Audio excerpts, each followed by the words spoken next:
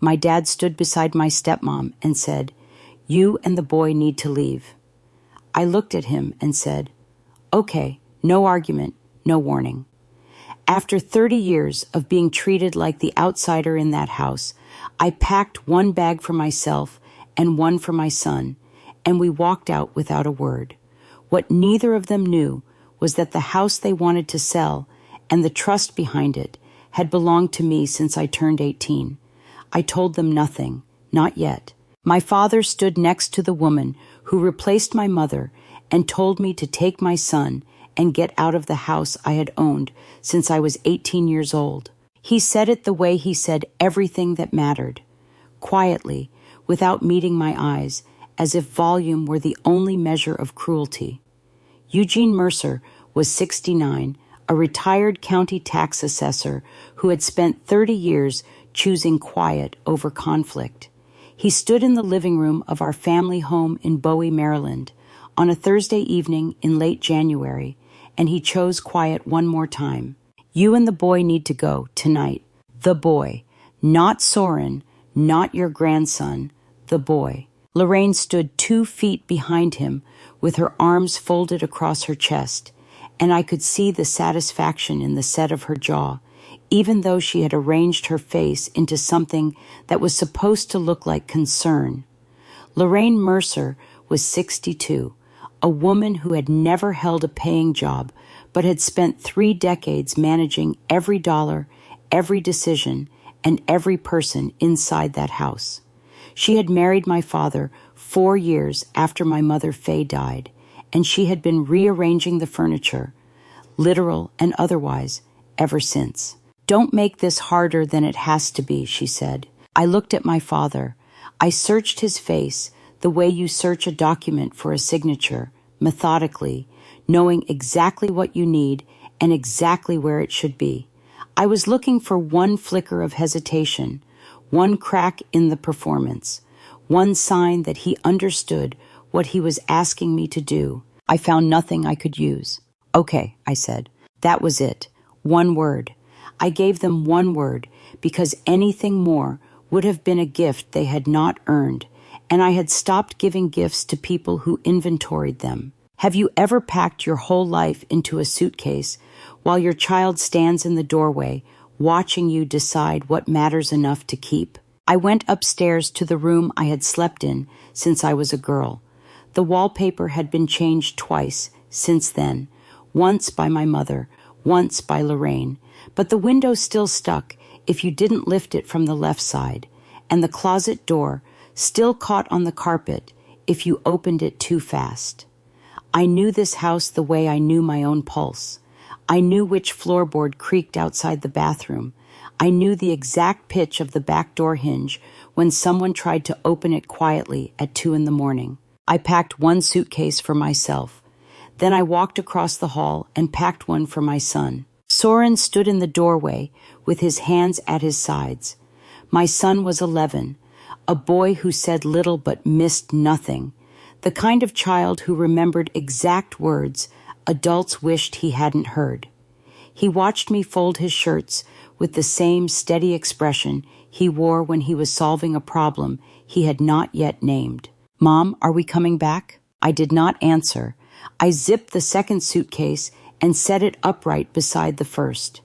I put my hand on his shoulder, brief, firm, the kind of touch that says, "I am here and we are leaving," and both of those things are true at the same time. I want you to understand something. I did not leave because I had no argument.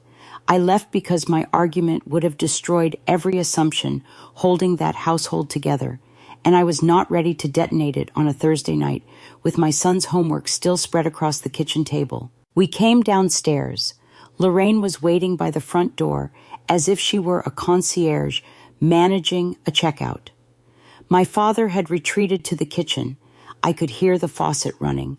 He was washing dishes, or pretending to, because Eugene Mercer would rather scrub a pot than watch his daughter walk out of his house with a child and 2 suitcases. "The lawyers will contact you when there's something to discuss," Lorraine said. I looked at her.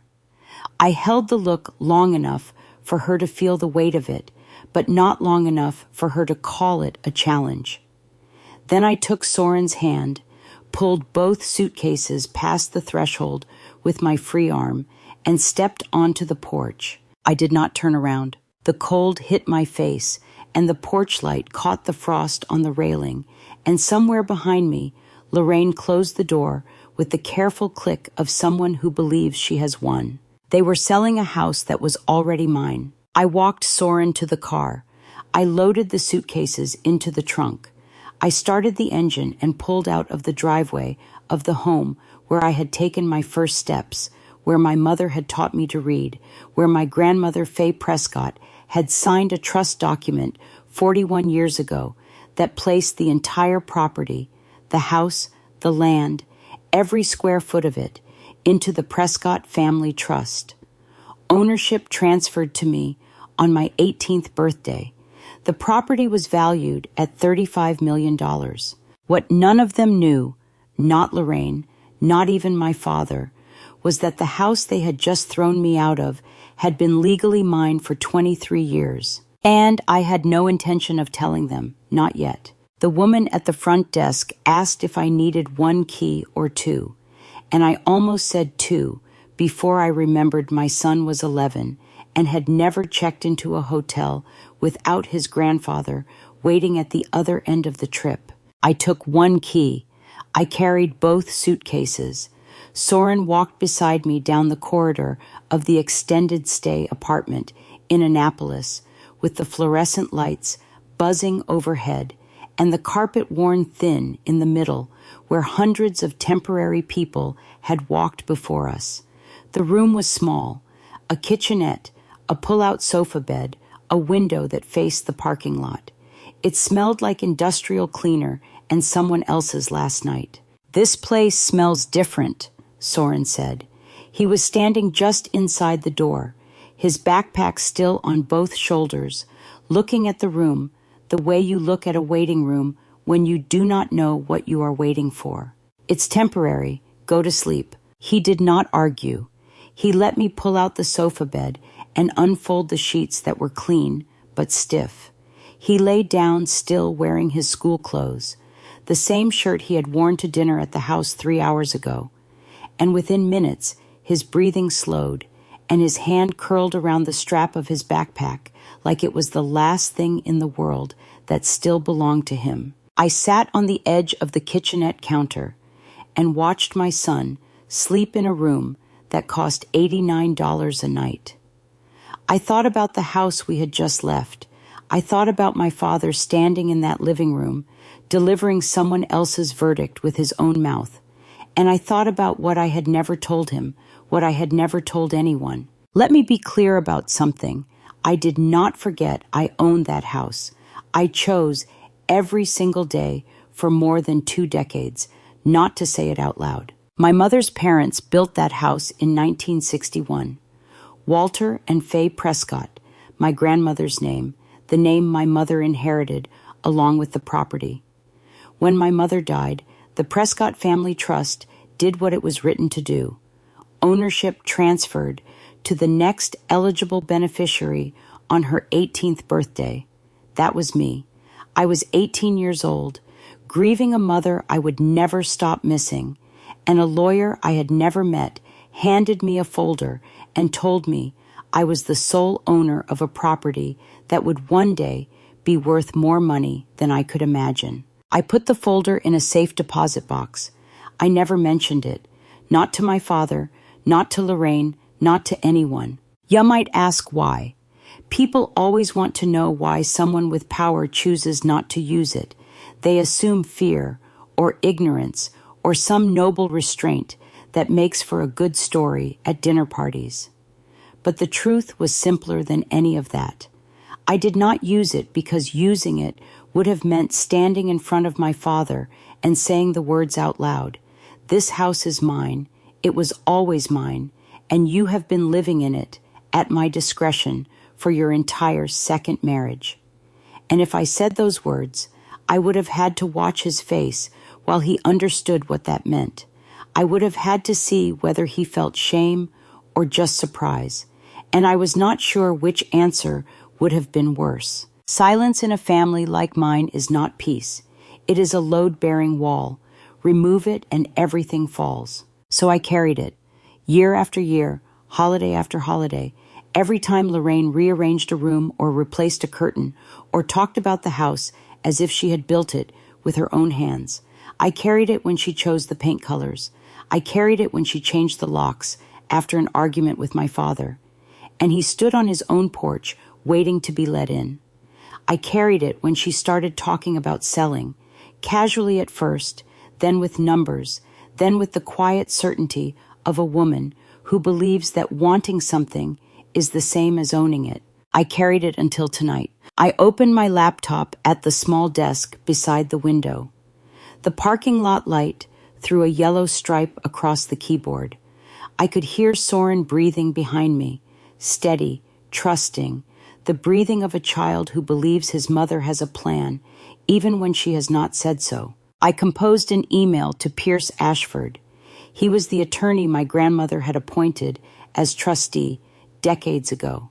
He knew every clause, every amendment, every signature in the trust file. I had spoken to him twice in the last 5 years, both times to confirm that nothing had changed, that the documents were current, that the ownership was airtight. The email was 4 sentences. I did not ask questions. I did not explain what had happened tonight. I wrote, prepare the full ownership file, confirm the title chain, update the valuation, and wait for my signal on timing. Do not send anything to anyone until I say when. I closed the laptop and looked at Soren sleeping in a room that was not ours. The battle ahead would not be about who loved my father more. It would be about how long I chose to let them sell what was already mine. The only question left was how much deeper I would let them dig before I pulled the ground out from under them. For 5 days, nobody from that house called. Not my father, not Lorraine, not even a wrong number that might have given me an excuse to hear a familiar voice. I let them dig. That was the decision I had made in the dark of that apartment, with my son sleeping behind me and the parking lot light cutting across my hands. I would let them move forward with whatever plan Lorraine had already set in motion, and I would wait until the distance between what they believed and what was true became so wide that no amount of explaining could bridge it. 5 days of silence from them told me everything I needed to know. The expulsion was not impulsive. It was settled. They had moved on from me the way you move on from a piece of furniture you no longer need, without ceremony, without looking back. So I built a routine. I worked remotely from the apartment, my laptop open on the kitchenette counter because the desk was too small for both my computer and my files. I enrolled Soren at a middle school 12 minutes away, a brick building on a street I had never driven down, surrounded by kids who did not know his name or his grandfather or the house where he had learned to ride a bicycle in the driveway. He handled it the way he handled everything, quietly, observantly, with questions that landed like small, precise cuts. Do I tell the new school why we moved? He asked me over cereal on the 3rd morning. He was wearing a shirt I had bought him the day before from a store in a strip mall I had never visited. Tell them your mom got a work assignment nearby. That's true enough. He looked at me with those steady eyes. It's not the whole truth, though, is it? I did not answer. I rinsed his bowl and set it in the drying rack and reminded myself that 11-year-olds do not need the whole truth. They need enough of it to feel safe and not so much that they start carrying weight that belongs to someone else. Do you know what it feels like to enroll your child in a new school because his grandfather decided he was not worth keeping around? It is not anger, exactly. It is something lower than anger, something that sits in your chest like a stone you swallowed whole and now have to breathe around. I checked my phone 17 times a day. I counted, not because I wanted them to call, but because I needed to know that they were not calling. There is a difference. Wanting contact is weakness. tracking silence is intelligence. On the 5th day, during my lunch break, my phone finally rang. The number was a Baltimore area code, and for one breath I thought it might be my father, calling from the landline in the kitchen, the one Lorraine never used because she said it made her feel old. It was not my father. Pierce Ashford was 57, a trust administration attorney in Baltimore who specialized in the kind of generational property disputes most families pretended did not exist. He had been appointed trustee by my grandmother decades ago, and in 23 years he had never once pressured me to act on what I owned. He understood patience the way surgeons understand stillness, not as absence, but as a prerequisite for precision. "The ownership file is ready on my end," he said. His voice was the same as always, unhurried, factual, the voice of a man who had seen enough family wars to know that the loudest person in the room was rarely the most dangerous. "Title chain is clean. Valuation is current. Everything you asked for." "Good, but there's something else." He paused, and I heard papers shifting. I ran a routine title search as part of the update, standard due diligence. Someone contacted a brokerage in Bowie about listing the property last week. I want you to understand the math here. The woman who had never paid a single property tax on that house, who had never held the deed, who had never signed a mortgage document or a trust amendment or anything that gave her legal authority over a single square foot of that land, that woman was now positioning herself to collect the full sale price of a home worth $35 million. "She's already selling it?" I said. "She's trying," Pierce said. The brokerage confirmed initial contact. No listing agreement signed yet, but the conversation has started. The question is whether you want to stop it now or let her get further in. I sat on the edge of the kitchenette counter. I could hear Soren's school bus pulling away from the stop, 2 blocks down, the hydraulic hiss of the doors, the diesel engine grinding into second gear. I thought about my mother. I thought about the trust document my grandmother had signed with hands that understood exactly what she was protecting and from whom. She was not even waiting for the dust to settle. She was already listing it. "No," I said, "not yet." Let her go deeper. Pierce was quiet for a moment. "You're sure?" "I'm sure. When she signs a listing agreement, call me. When a buyer makes an offer, call me. When she thinks she's 3 signatures away from closing, that's when we move." I hung up and set the phone on the counter. Lorraine had just started digging. I wanted her to go deeper before the ground collapsed. I found the listing at 2:14 in the afternoon. 4 bedrooms, 2.5 baths, original hardwood floors, and an asking price set by a woman who had never owned a single nail in that house. I had told Pierce to let Lorraine dig deeper, and she had not wasted a day. The brokerage site was one of the smaller local firms, not the kind you use when you know what you are doing, but the kind you find when you are in a hurry and do not want to answer too many questions. The listing agent's name was someone I had never heard of. The seller's name was not displayed, but the contact number matched Lorraine's cell.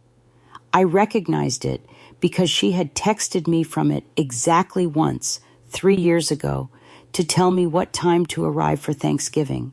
She had never texted me again. The photographs were what undid me, not the exterior. I had expected that.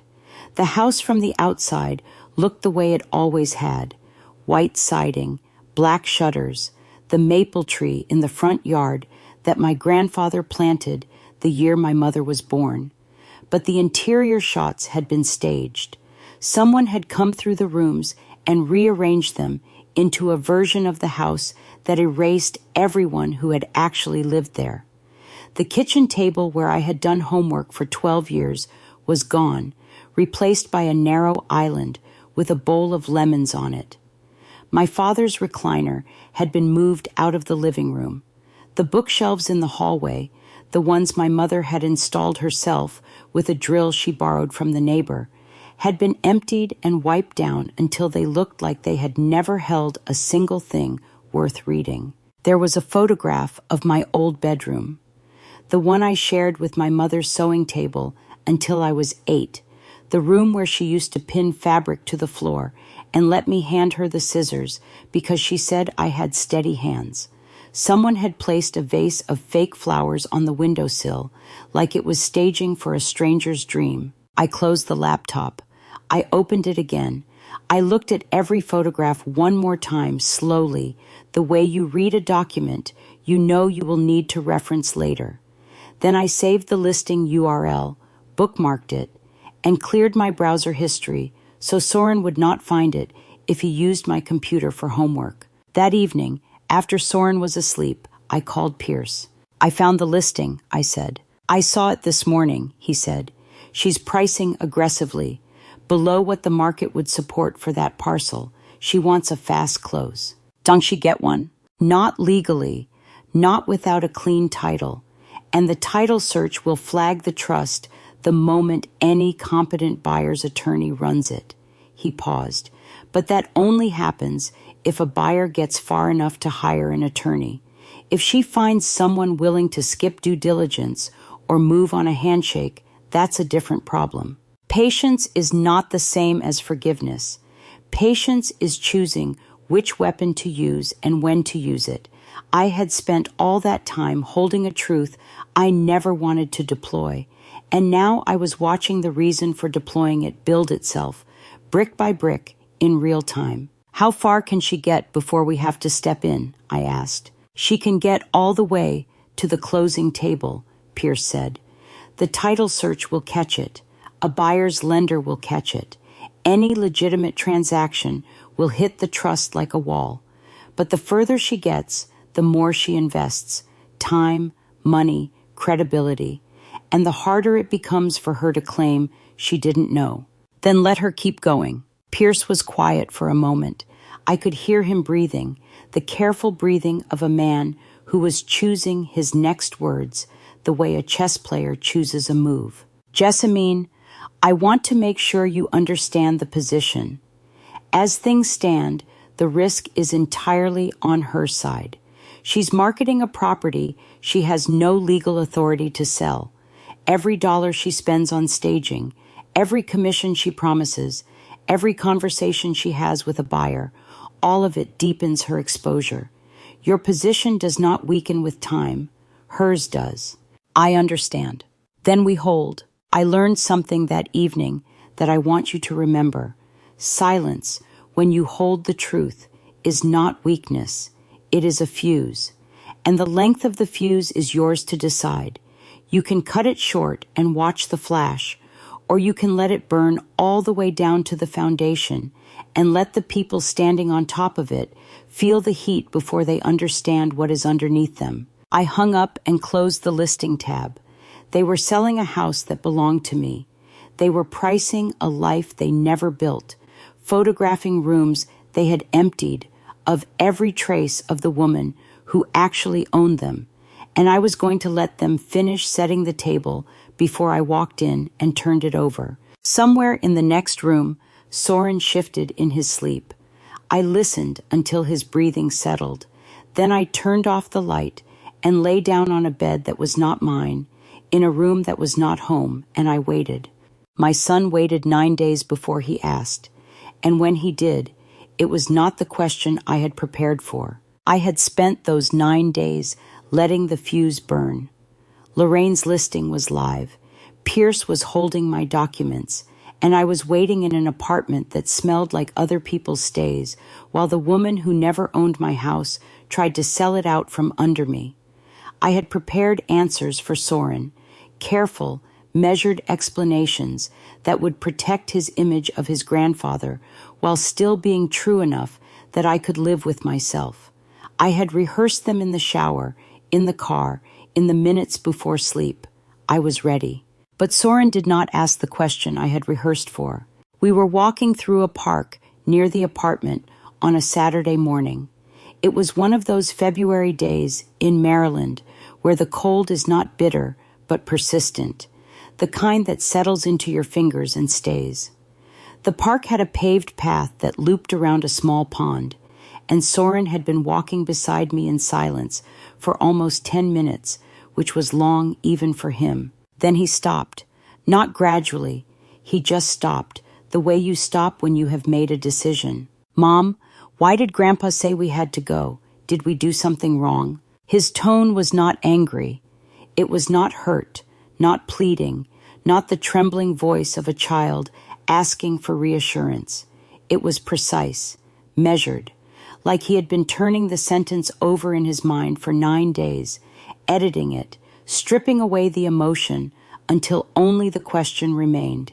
He sounded, in that moment, exactly like me, and that terrified me more than anything Lorraine had ever done. How do you tell an 11-year-old that the man who taught him to ride a bike chose his second wife's comfort over his own grandson's home? How do you say that without turning a grandfather into a villain and a child into a judge? I had worked in trust compliance long enough to know that the truth is never the problem. The framing is. The same fact can build a bridge or burn one, depending on which words you wrap around it. "No," I said, "we didn't do anything wrong. Your grandfather is having a hard time making his own decisions right now. That's not your fault, and it's not mine either." Soren looked at me. His eyes were steady and dark and far too old for his face. "Then whose fault is it?" I did not answer that, not because I did not know, but because the answer was a woman's name, and I was not going to hand my son a target. He would figure it out on his own. He was already figuring it out, but he would do it with his own eyes, not mine. We kept walking. The pond reflected the gray sky, and the bare trees leaned over the water like they were trying to see their own reflections. Soren's hands were in his jacket pockets, and his breath came out in small white clouds that dissolved before they reached my shoulder. Then, after almost 5 minutes of silence, he started talking. Not asking, talking, narrating. And the precision of what came out of his mouth nearly stopped me mid-step. She said, "Don't make this harder than it has to be," he said. His voice was flat, factual, the voice of someone recounting evidence. That was at the door, right before we left, and Grandpa was already in the kitchen by then. He didn't even stay in the room. I kept walking. I kept my face still, but my chest was tightening because he was not guessing. He was remembering. I was not crying. That was the part that scared me. He was narrating, like a witness, giving testimony he knew someone would eventually need. "You said, okay," he continued. "Just that, just okay.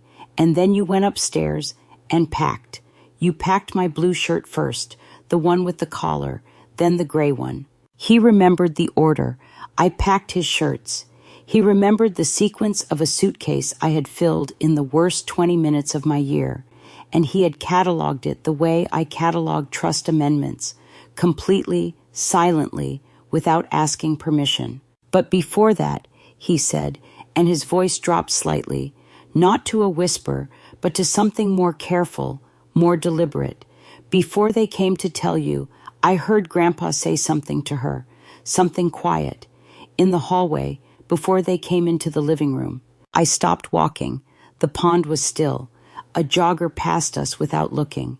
"I think," he said, "are you sure about this?" My 11-year-old son had been paying closer attention than any adult in that house. I sat down on the nearest bench. Soren sat beside me. He did not lean against me or reach for my hand. He sat the way adults sit when they are waiting for a conversation to catch up to what they already know. "I remember everything from that night, Mom. Every word." He looked at me, and there was no accusation in his face, no plea, just clarity. Then he added the sentence that changed how I understood what had happened. "I think Grandpa tried to stop it.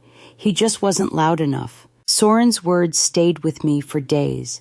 The idea that my father had whispered a question, just one, just quietly, before following Lorraine's lead, sat in my chest like a splinter I could not reach. It did not change what happened, but it changed the shape of it, and I was still adjusting to that new shape when Pierce called me with news that made everything else feel small. 2 weeks after she threw me out, Lorraine found a buyer for a house she did not own, and she signed the paperwork before my father even finished his morning coffee. I was not there, of course, but Pierce reconstructed the scene from the brokerage records and the preliminary agreement itself. Lorraine sat at the kitchen table with her phone on speaker and negotiated directly with the listing agent, the same small firm I had found online. She agreed to a 3-week window for formal closing. She discussed terms, timelines, and contingencies with the fluency of someone who had been planning this long before I was ever asked to leave. My father was in the room. Pierce confirmed that from the agent's notes, 2 parties present at the seller's residence. But Eugene said nothing in the call. He did not ask about the terms. He did not ask about the price. He did not ask whether his daughter or his grandson might have something to say about the sale of the home where they had both been raised. He sat at the table and watched his wife commit their home to a stranger's name. Let me make sure you understand what was happening. A woman who had never paid a single mortgage payment on that property, who had never signed a deed or a trust amendment or a title transfer, was now executing a preliminary sale agreement for a home valued in the tens of millions, while the actual owner sat in an apartment 25 minutes away, watching and waiting. Lorraine told the agent 3 weeks was fine. She mentioned Boyd, her son from her first marriage, and said he needed the funds by March. Not the family, not Eugene, Boyd. The entire sale, the entire upheaval, the expulsion of a granddaughter and a great-grandson was engineered to funnel money to a man who was not even a mercer. Eugene's only contribution, according to the agent's notes, was a single question near the end of the call. Shouldn't we have someone look at the paperwork first? Lorraine's response was immediate. I already did. That's what I do, Eugene. I handle things. The next day, I drove to Pierce's office in Baltimore. It was raining, the kind of thin, cold rain that does not fall so much as hang in the air, coating everything in a film of gray. Pierce had the file open on his desk when I walked in, and the look on his face told me the preliminary agreement was not the worst of it. The buyer deposited earnest money, he said. Standard. But here's what isn't standard. He turned a page and slid a document toward me. Your stepmother took out a personal loan 10 days ago, $150,000. I sat down. The chair was leather and cold, and I felt the chill of it through my slacks. Against the house? No, against her own credit. Unsecured, high interest, the kind of loan you take when you need cash fast and you are certain you can pay it back from a windfall. Pierce leaned back. She already wired the money to Boyd's business account, all of it, 10 days ago, who borrows $150,000 against their own name to give to a son who has already failed at 2 businesses, unless they believe with absolute certainty that someone else's money will cover it. Lorraine was not just selling a house she did not own. She had borrowed against her own future to advance cash to Boyd immediately, gambling that the sale proceeds would arrive in time to cover the debt. She had skipped past confidence into territory I recognized from my work in compliance, the territory where conviction replaces due diligence, and people stop checking the ground beneath their feet because they are so sure it is solid. If the sale falls through, I said. If the sale falls through, Pierce repeated, she owes $150,000 on a personal guarantee with no collateral and no income stream to service it. Your father's retirement pension won't cover it. Her own assets won't cover it. She has no fallback. I looked at the loan document on his desk. The numbers were clean, the signature sharp, the terms merciless. Lorraine had signed it the way she signed everything, with the certainty of a woman who had never been told no by anyone who mattered. Lorraine had not just set the table. She had bet her own chair on a meal she could not serve. "What do you want to do?" Pierce asked. "Hold," I said. He studied me for a moment. "She's in deeper now. Every day she's in deeper. I know." I picked up the loan document, read the interest rate one more time, and set it back on his desk. That's exactly why we wait. Pierce asked me a simple question that afternoon. "Do you want to end this now?" And I said no, because ending it now would only cost Lorraine a deal, and I wanted it to cost her certainty. She had already borrowed against her own future and wired the money to Boyd. She had already signed an agreement with a buyer and set a 3-week clock ticking toward a closing that could never legally happen. Every day she moved forward was another day she invested in a fiction, and every dollar she spent was a dollar she would never recover. My position did not weaken with time. Hers eroded. I sat in the apartment that evening, after Soren fell asleep, and thought about timing the way I think about compliance audits at the bank, not as a moral question, but as a structural one. When you find a discrepancy in a trust file, you do not flag it the moment you see it. You trace it. You follow the error downstream to see how far it has traveled, how many accounts it has touched, how many signatures were built on a false premise. Then, when you have the full picture, you present it. Not to punish, to make the correction impossible to dispute. That was what I was doing, following the error. I know what you might be thinking, that waiting was cruel. But cruelty would have been letting her sell my mother's house and discovering 6 months later in a courtroom that the title was never hers. Cruelty would have been letting a buyer close, letting their attorney unravel the fraud, letting the whole thing collapse in a way that dragged strangers and lawyers and county officials into a family's wreckage. What I was doing was controlled. What I was doing was choosing the moment of impact so that it happened in a room I controlled, not a courtroom someone else did. I told Pierce to let her keep going. I wanted her confident when it fell apart. That same evening, I opened the documents Pierce had forwarded, the preliminary agreement, the broker's notes, the loan paperwork I had already seen at his office. I was not looking for anything specific. I was reading the way I read every file that crosses my desk, thoroughly, skeptically, with the assumption that the most important detail is always the one someone tried to make invisible. I found it on the 3rd page of the preliminary agreement. The signature block had 2 lines. One was labeled seller and bore Lorraine's signature, the same sharp, confident cursive I had seen on Christmas cards and grocery lists for 3 decades.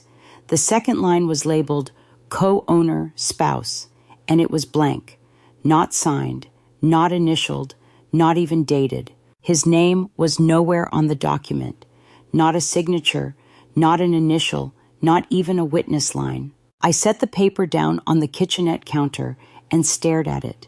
The fluorescent light above the sink hummed its thin, constant note. Outside, a car door closed in the parking lot. I could hear Soren turning over in the pull-out bed behind me, the springs catching and releasing. Lorraine had sat at that kitchen table with the agent on speaker. My father had been in the room. Pierce confirmed that from the broker's notes. He was there. He heard the terms. He heard the timeline. He heard his wife commit their home to a stranger. And when it came time to sign, she did not hand him the pen. She did not ask him. She did not include him. She did not even leave his line blank by accident. The agreement required a co-owner signature, and she had submitted it without one, counting on a small brokerage and a fast timeline to push it through before anyone noticed. My father sat at that table while she made the call, and she still did not trust him enough to let him sign. I thought about what Soren had told me in the park, that Eugene had whispered a question before the expulsion, that he might have tried to stop it. And now I was looking at a document that told the same story from a different angle. Lorraine did not bypass Eugene because she forgot. She bypassed him because she knew, somewhere beneath the performance of their partnership, that he might hesitate, that he might ask a question, that he might, if given a pen and a line to sign, pause long enough for doubt to enter the room. If your own wife will not let you sign the paperwork for the house you live in, what exactly does she think your role in that marriage is? I folded the agreement and put it back in the envelope. I did not call Pierce. I did not need to. He would have seen it already, and he would have known what it meant. The missing signature was not a clerical error. It was a portrait of a marriage rendered in blank space. Lorraine had not just hidden the sale from me.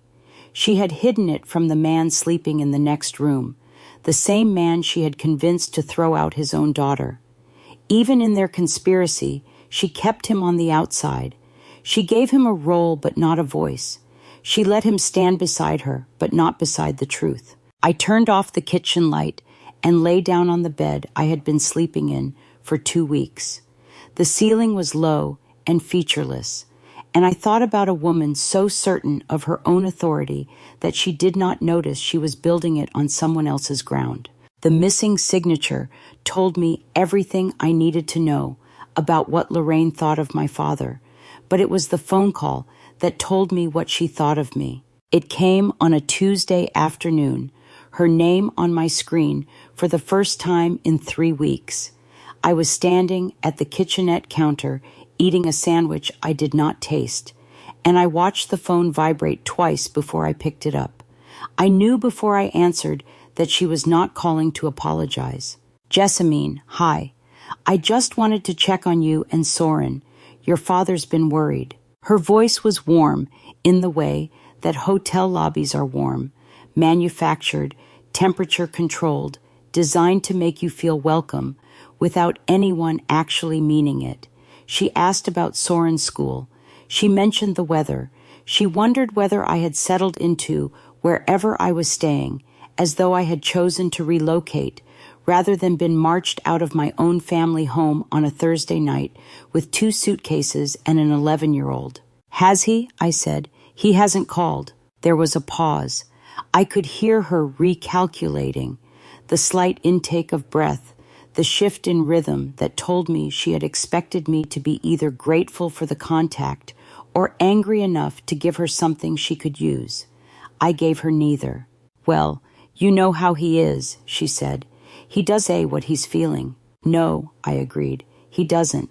Pay attention to what she did not ask. She did not ask how Soren was adjusting to a new school.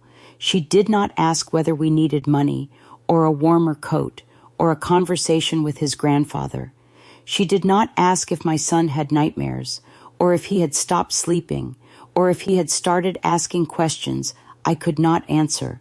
She asked whether I was going to be a problem. She just used softer words to do it. The call lasted 11 minutes. I know, because I watched the timer on my phone, the way I watch a clock during a compliance review, not because the time matters, but because tracking it keeps you anchored when the conversation is trying to pull you somewhere you do not want to go. Lorraine circled for the first 8 minutes. She mentioned the house casually. The roof needed attention. The heating bill had been high. The property taxes were due in April. Each mention was a test, a small probe designed to see whether I would react, whether I would reveal that I knew anything about the listing or the sale or the documents I had already read in their entirety. I gave her nothing. I answered in single sentences. I let silences stretch until she filled them herself, because people who are hiding something cannot tolerate quiet. It makes them hear their own heartbeat, and if the rhythm is wrong, they start talking faster to cover it. Talking to Lorraine was like watching someone check whether a trap was still set. She kept circling the edges, testing the wire, never realizing she was the one standing inside it. At the 9-minute mark, her patience broke. "Jessamine, I'm going to be direct with you. I need to know if you're planning to make this difficult, because there are decisions being made about the property, and Boyd is counting on things moving by the first week of March." There it was, Boyd's name, Boyd's timeline, not the family's timeline, not Eugene's, Boyd's. She had promised her son a specific date, funds delivered by early March, which meant the closing was not just a transaction to her, it was an obligation. She had made a commitment she could not walk back from, and she needed my compliance to keep it. I could have ended it there. I could have said the words that would have stopped everything. The trust, the ownership, the 23 years of silence breaking open like a fault line. I could have listened to her voice change the way weather changes when a front moves through. Sudden, total, irreversible. But I did not, because stopping her now would have cost her a deal. I wanted it to cost her everything she had built her authority on. "I'm not planning anything, Lorraine," I said. My voice was level. My hands were steady. My heart was doing something complicated that I did not examine too closely. "Go ahead with your plans." The silence on her end lasted 4 seconds. I counted. "Good," she said. Her voice had shifted, lighter now, relieved, the voice of a woman who has just confirmed that the only obstacle in her path has stepped aside. That's all I needed to hear. She hung up first. She always hung up first. It was one of those small dominances she maintained, the kind that most people do not notice, but that I had been cataloging for 30 years. I set the phone down on the counter. The sandwich was still there, half eaten, and the apartment was quiet, in the way that apartments are quiet when you are the only adult in them, and the weight of what you are doing has no one else to lean against. She hung up, believing she had my compliance. What she had was my permission to keep falling. I was not stepping aside. I was letting her walk all the way to the edge, and when she got there, I would be the one to show her what was underneath. Lorraine believed I had stepped aside. 2 days later, my father proved that even in a family of silences, some are louder than others. His name appeared on my phone on a Thursday evening. I was sitting on the pull-out bed beside Soren, who was doing math homework with a pencil that needed sharpening, and when I saw the caller ID, my hand stopped halfway to the phone and stayed there. The last time I heard his voice, he was telling me to leave. I had replayed those words so many times they had worn smooth, like stones in a riverbed, still hard, but no longer sharp enough to cut. I picked up. "Hey, baby girl," he said. He had not called me that in years. The words came out rusty, like a door opening in a house that had been closed too long. And then he did what he always did. He retreated to safe ground. He asked about the weather in Annapolis. He mentioned that the gutters on the house needed cleaning. He told me the oak tree in the backyard had dropped a branch in the last storm, and he had dragged it to the curb himself, which I understood was his way of telling me he was still capable of something. Then he asked about Soren. "How's the boy doing in his new school? Is he adjusting?" His voice cracked on the word adjusting. Not dramatically, just a small fracture, the kind you would miss if you were not listening for it. But I was listening. I had been listening to this man's voice for 41 years, and I knew the sound of him trying not to feel something. "He's adjusting to a lot of things right now, Dad." Silence. Not the strategic kind I had used with Lorraine. This was the helpless kind. The silence of a man standing at the edge of something he needed to say but could not reach. I could hear him breathing. I could hear the kitchen clock in the background, the one that had been ticking in that house since before I was born. What do you do when your father calls to ask about the weather? because he cannot bring himself to ask about the damage he caused? Do you help him find the words? Do you hand him the sentence he is looking for, the way you hand a child a crayon when they are trying to draw something they have never seen? Or do you let him sit in the silence he chose, the silence he has been choosing for 30 years, and wait for him to break it himself? I waited. The clock ticked. The breathing continued. And then, in a voice so quiet, I had to press the phone harder against my ear, he said it. I was never good at saying things out loud. And he hung up. He hung up before I could decide whether to be angry or heartbroken. And that, I think, is exactly what he was counting on. He wanted credit for calling without paying the cost of staying on the line. He wanted to touch the wound without cleaning it. He wanted me to know he was thinking about me without having to explain why he had let me be thrown out of my own home. I set the phone down and stared at the ceiling. The fluorescent light in the kitchenette buzzed its thin, constant hum. My chest felt like someone had reached inside it and squeezed something I did not know was still soft. That night, after I turned off the lamp and lay beside Soren in the dark, he spoke. "Mom, remember what I told you at the park? About what Grandpa said before?" I turned my head on the pillow. I could not see his face in the dark, only the outline of his profile against the faint light from the parking lot. "You said you thought he tried to stop it. I've been thinking about it more."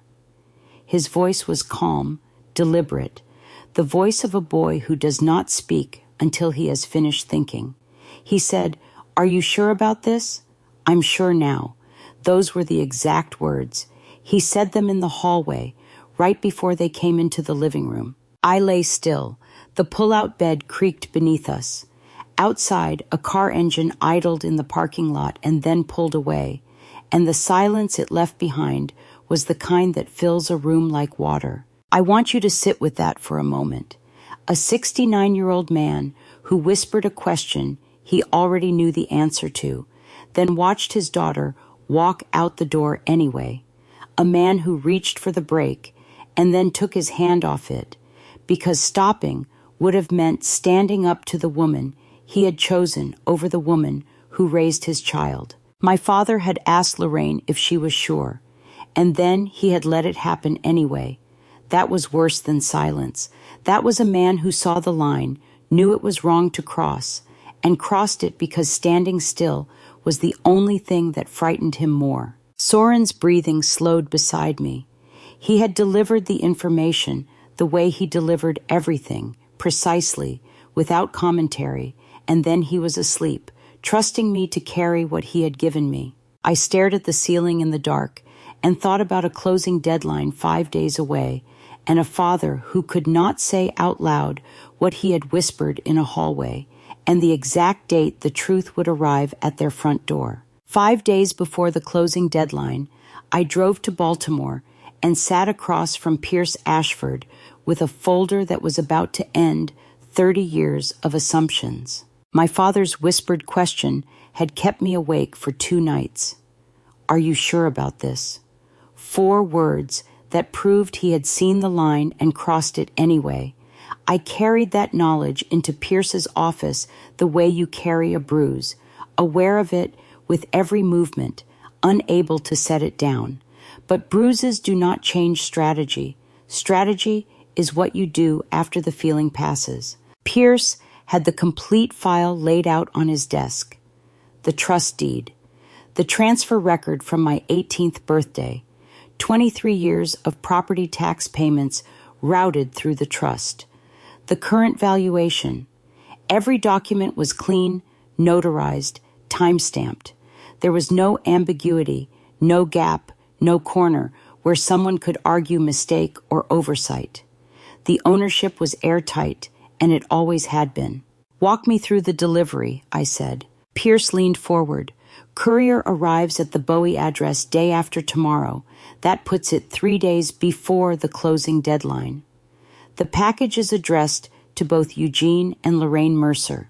It contains the full trust documentation, the ownership chain, and a formal notice from my office that any attempted sale of the property without the title holder's authorization constitutes fraud. I want you to understand what was in that folder, not just ownership records, but 23 years of proof that I had been the legal owner of the house they threw me out of. All that time, Lorraine redecorated rooms that belonged to me, changed locks on doors that were mine, and planned a sale that she had no legal authority to execute.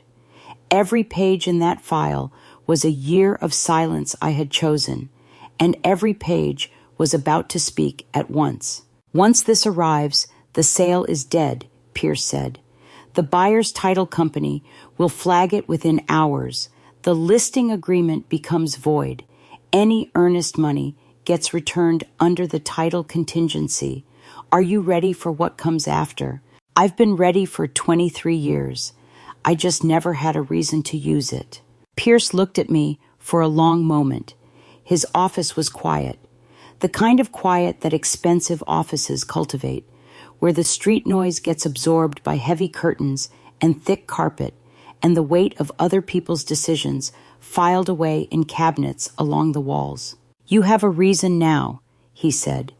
2 suitcases and a boy in a temporary school. I signed the authorization for delivery. The pen was heavy, a fountain pen Pierce kept on his desk, the kind that requires you to press deliberately to commit to each stroke.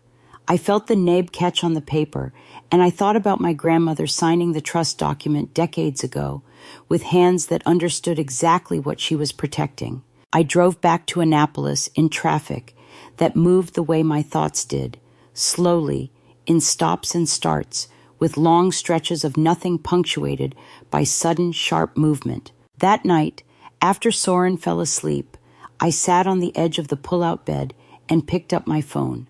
I opened my contacts and stared at my father's name. The screen glowed in the dark room.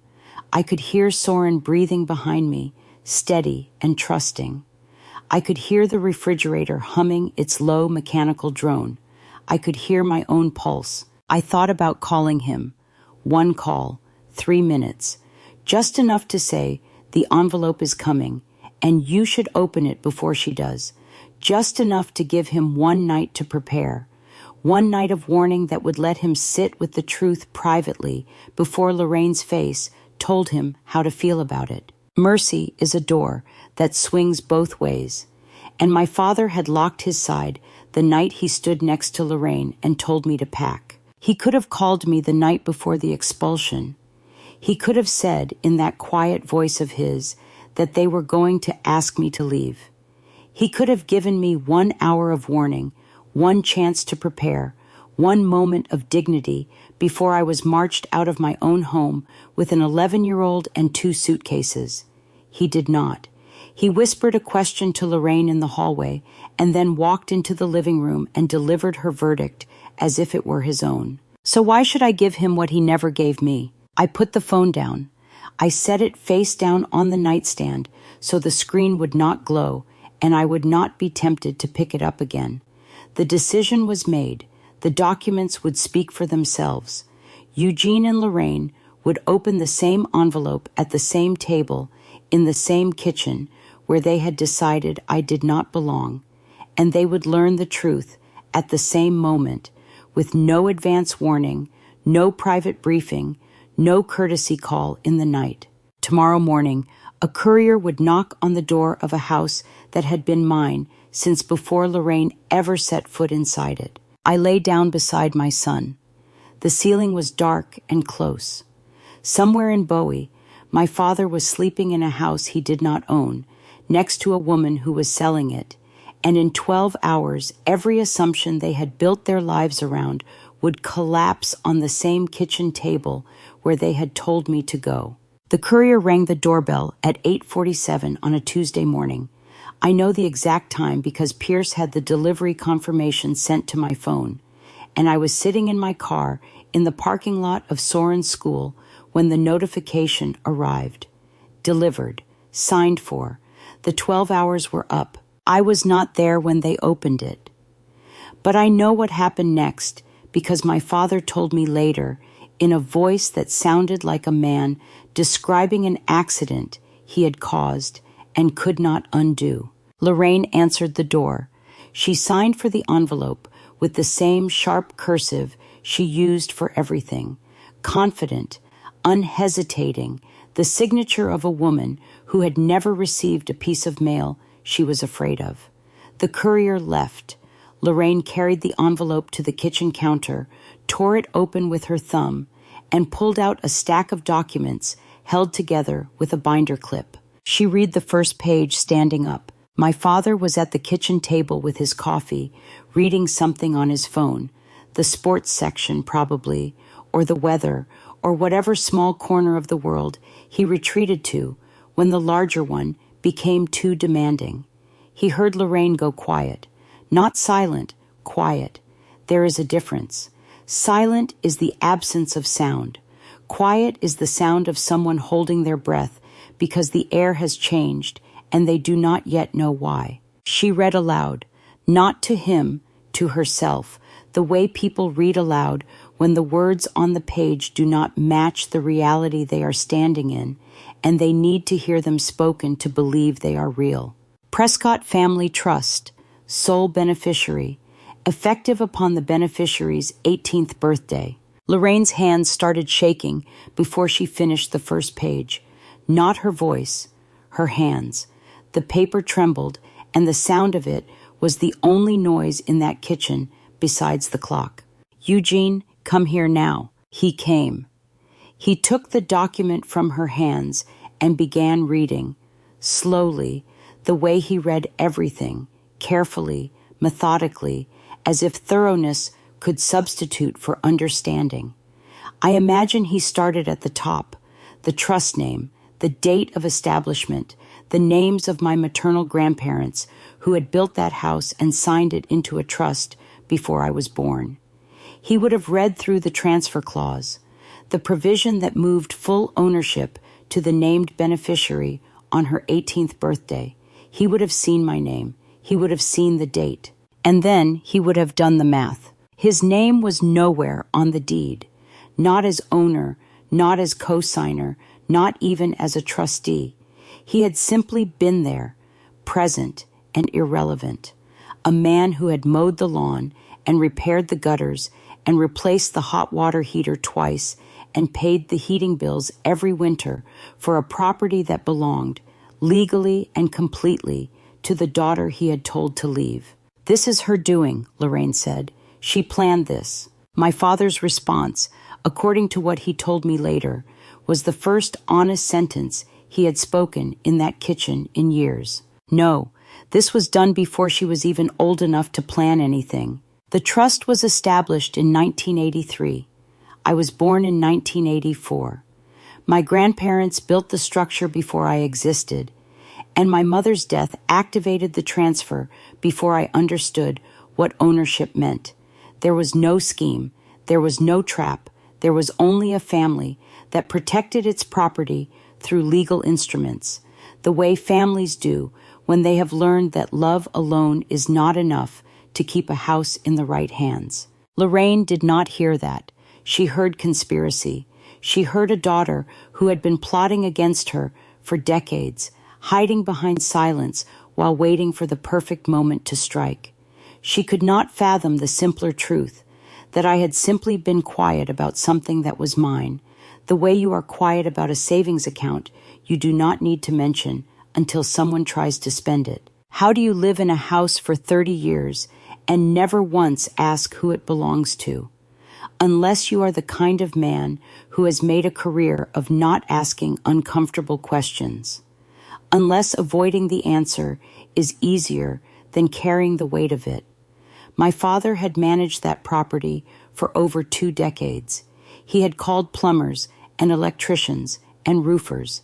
He had written checks and filed claims and stood on a ladder every November to clean the gutters.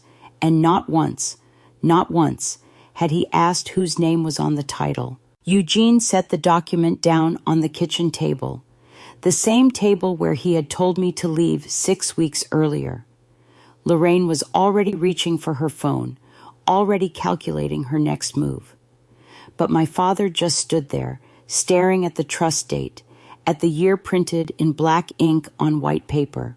His daughter had owned this house since before he married his second wife. And he had never known, because he had never asked. My phone rang at 12 minutes past noon.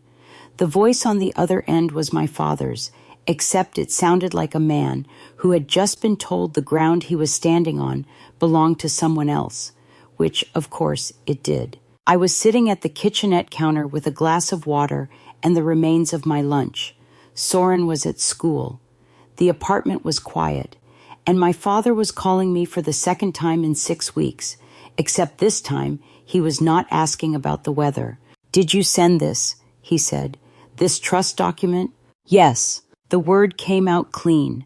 No hesitation, no softening, no apology wrapped around it like cotton. I had rehearsed this conversation in my head for weeks. Not the words, but the tone.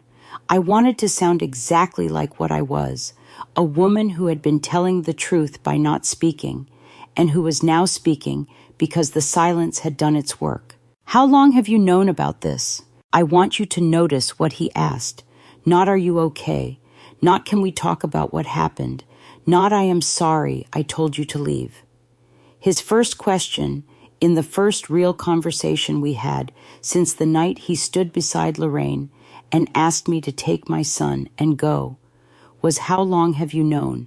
Because even in his shock, his first instinct was to find out whether I had been keeping score. "Since I was 18, Dad, my entire adult life." The silence that followed was not like any silence I had heard from him before.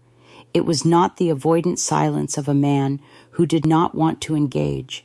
It was not the helpless silence of the phone call 2 weeks ago, when he could not find the words to say what he meant.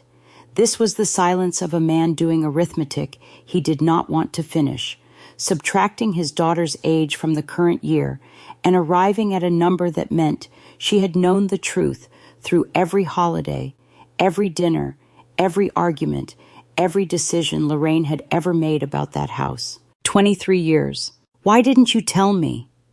His voice was thick, unsteady. "Why didn't you say something? You could have told us. You could have said something, anything, in 23 years. There it was, the pivot, the reframing. I had been waiting for it the way you wait for a document to reveal its error, patiently, knowing it is there, knowing exactly what shape it will take when it appears. He was trying to make my silence the crime.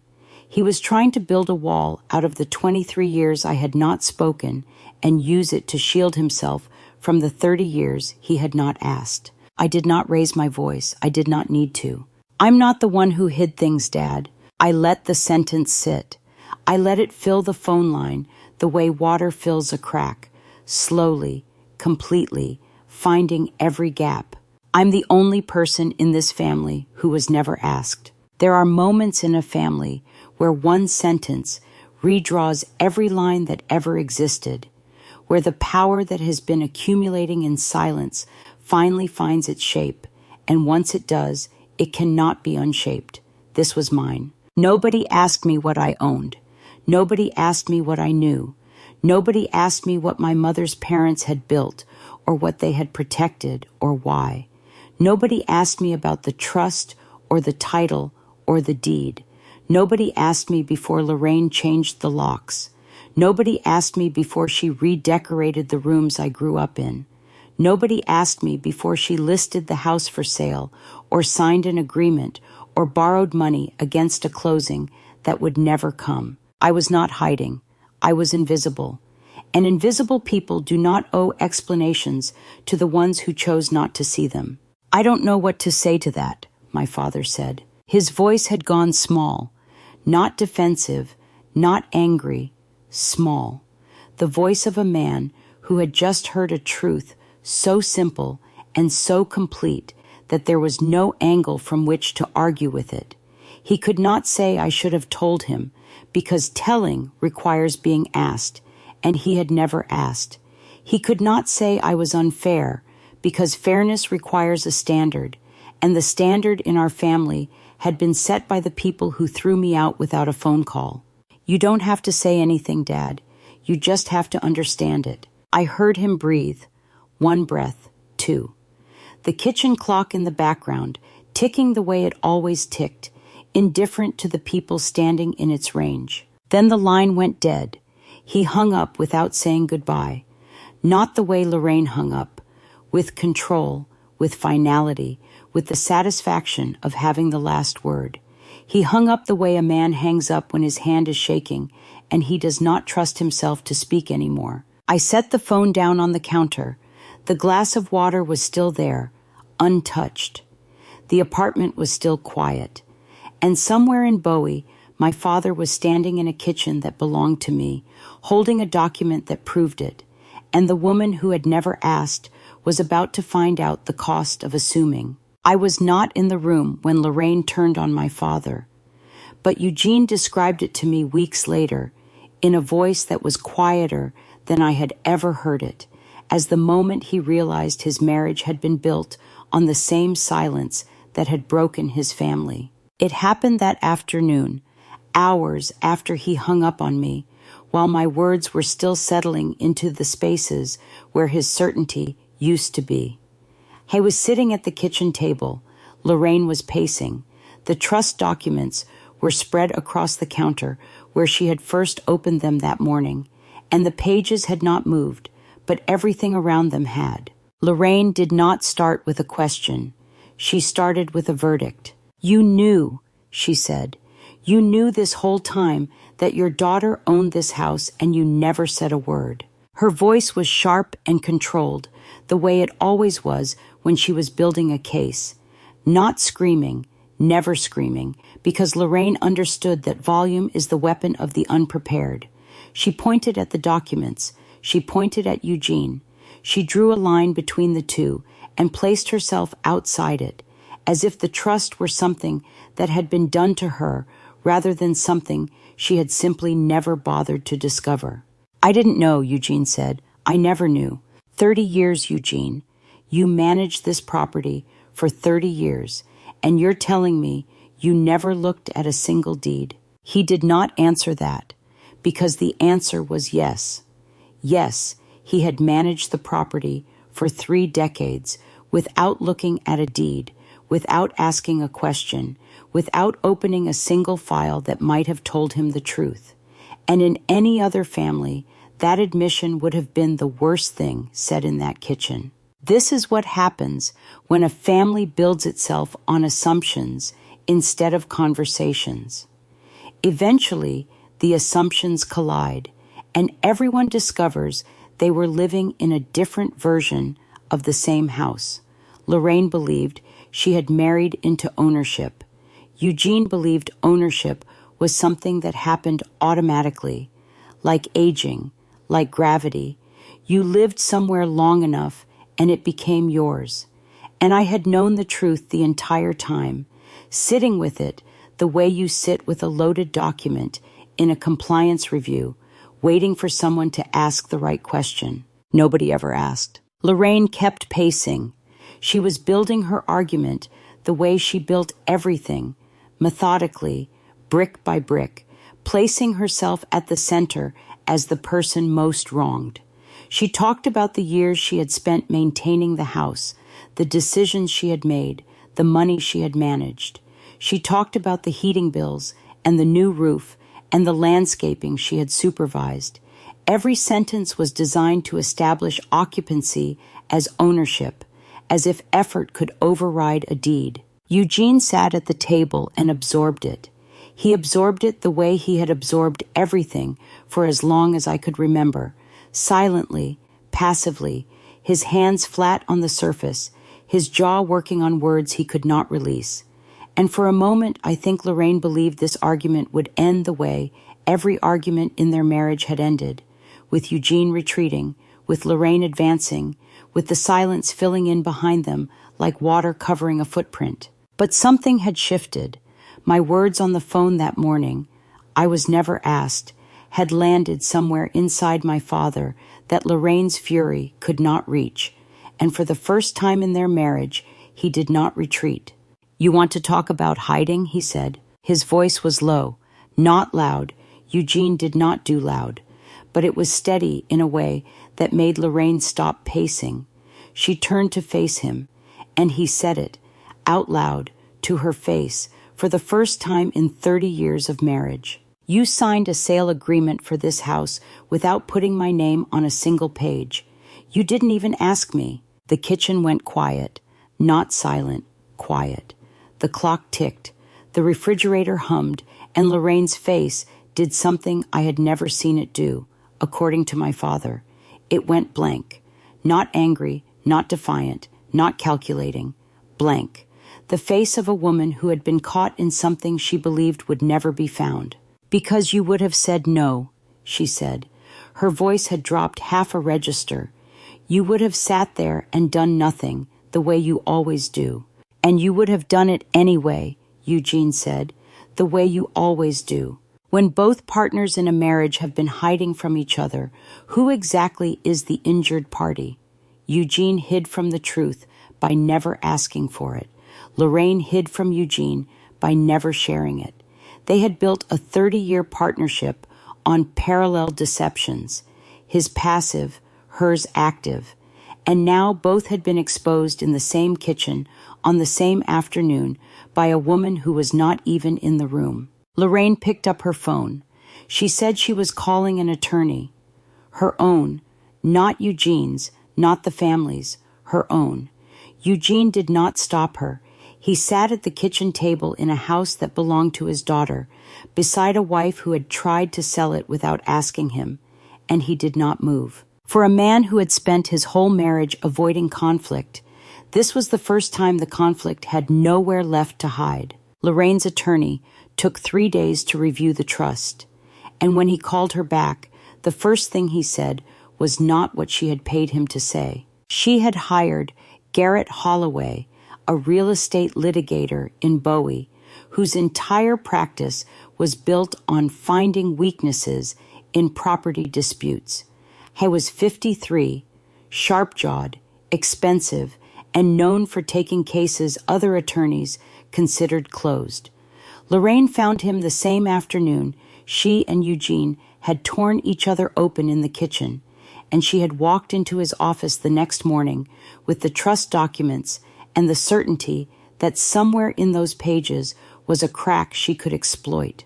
There was no crack. Pierce told me what happened next, not because Holloway called him, but because in property law, attorneys talk, and Pierce had been expecting the call from whoever Lorraine hired since the day we sent the disclosure. Holloway reviewed the full chain. The trust established by my grandparents, the transfer clause triggered by my mother's death, the conveyance to me on my 18th birthday, the tax records, the title history. Every document was clean, sequential, and notarized. There was nothing to challenge, nothing to reinterpret, nothing to file a motion against. Holloway called Lorraine at the kitchen table, the same table that had seen more truth in the last 3 days than in the previous 30 years. "Mrs. Mercer, the trust was properly executed. The transfer is valid. I can't build a case out of disagreement with a legal fact." She had paid a man to find a crack in a wall that had no cracks. And when he told her the wall was solid, she asked him to look again. "There has to be something," she said, "a technicality, a filing error, something." "There isn't, I'm sorry." For the first time since I had known Lorraine, she had nothing to say, and the silence in that kitchen must have been deafening, the kind that presses against your ears and makes you hear your own blood moving, your own heart working overtime to keep you upright when everything you built your position on has just been removed from underneath you. She sat at the table with the phone in her hand and the documents in front of her and no legal avenue left. The trust was airtight. The ownership was valid. The woman she had thrown out of this house 6 weeks ago was the only person who had ever legally owned it. Before I tell you what happened next, before I show you how the buyer reacted when the title company flagged what Lorraine had been trying to hide, are you still with me? If you are, Comment whether you think Lorraine will fight or fold, and tell me why in 5 words or less. A quick note, the next part includes some dramatized details added to deepen the emotional impact. What matters is the lesson behind it. Later that same week, the buyer's broker called Lorraine directly. Pierce had not contacted them. He did not need to. The title company had run its own search as part of standard due diligence, and the Prescott Family Trust had appeared exactly where it should have, at the top of the ownership chain, with my name as sole beneficiary. The broker was professional, firm, the kind of voice that does not argue because it does not need to. Mrs. Mercer, our title company flagged an ownership question on the property. We need documentation showing clear title before we can proceed. Lorraine tried to deflect. She called it a family misunderstanding. She said it was being resolved. She used the word temporary 3 times in 2 sentences, as if repetition could make it true. The broker was unmoved. Until it's resolved in writing, we're pausing the process. The buyer was not pulling out because of me. They were pulling out because the truth had a paper trail, and paper trails do not negotiate. The title company had done what title companies do. They had looked at the deed, followed the chain, and arrived at a name that was not Lorraine's. It did not matter what she told them. It did not matter what story she constructed or how many times she said the word temporary. The documents said what they said, and documents do not flinch. The closing deadline was days away. The buyer wanted clear title. Lorraine could not provide it. Her own attorney had confirmed she had no claim, and somewhere in Boyd's account sat the money she had borrowed against a sale that was no longer going to happen. The walls were not closing in. They had already closed. She just had not stopped moving yet. I sat in my apartment in Annapolis that evening with the phone on the counter and the lights off and Soren's breathing steady in the next room. Pierce had called to confirm what I already knew. The buyer was pulling back, the closing was collapsing, and Lorraine's position was disintegrating from the outside in. I did not feel triumph. I did not feel satisfaction. I felt the strange, hollow weight of watching someone's certainty dissolve and knowing that the dissolution was not just necessary, but overdue. The next day, my father did something he had never done in my lifetime. He got in his car alone and drove to Crofton without telling Lorraine where he was going. Eugene drove to Crofton alone. He did not tell Lorraine where he was going. Pierce confirmed that later, when Lorraine called his office demanding to know if Eugene had been in contact with me. He had. He was sitting across from me in a cafe on Route 450 with a cup of coffee he would not finish and hands that could not stay still. My father was already at the table when I arrived, and he looked 10 years older than he had 6 weeks ago, like a man who had finally started carrying the weight he had been setting down on everyone else. The cafe was small and half empty, the kind of place that survives on regulars and lunch specials and does not ask questions when 2 people sit at a corner table and do not order food. The light came through a window that needed cleaning. A radio behind the counter played something soft that neither of us listened to. Eugene started talking before I sat down. "I wasn't choosing her over you," he said. His voice was thin, stripped of the careful control he usually wrapped around every sentence. "I was choosing not having to fight. Every single day I chose the quiet, and I lost you because of it." He told me things I already knew, but had never heard him say aloud. That Lorraine's certainty had filled every room she entered, and his uncertainty had let her. That he had watched his daughter grow up in a house where the decisions were made by someone else, and he had told himself that keeping the peace was the same as keeping the family together. That every time he wanted to speak, every time he saw Lorraine redecorate a room or override a plan or dismiss something I had said at dinner, He felt the words form and then swallowed them, because the silence was easier than the fight, and the fight was something he did not know how to win. I want you to understand something about cowardice. It is not the absence of love. It is love without the spine to act on it, and that is almost worse, because the person on the receiving end can see exactly what they are not worth fighting for. My father loved me. I knew that. I had always known that. But love that whispers instead of speaks, love that asks, "Are you sure?" instead of saying no, that love leaves bruises that do not show on the skin. "I'm sorry," he said. "I know that's not enough." "You didn't lose me, Dad," I said. "You set me down.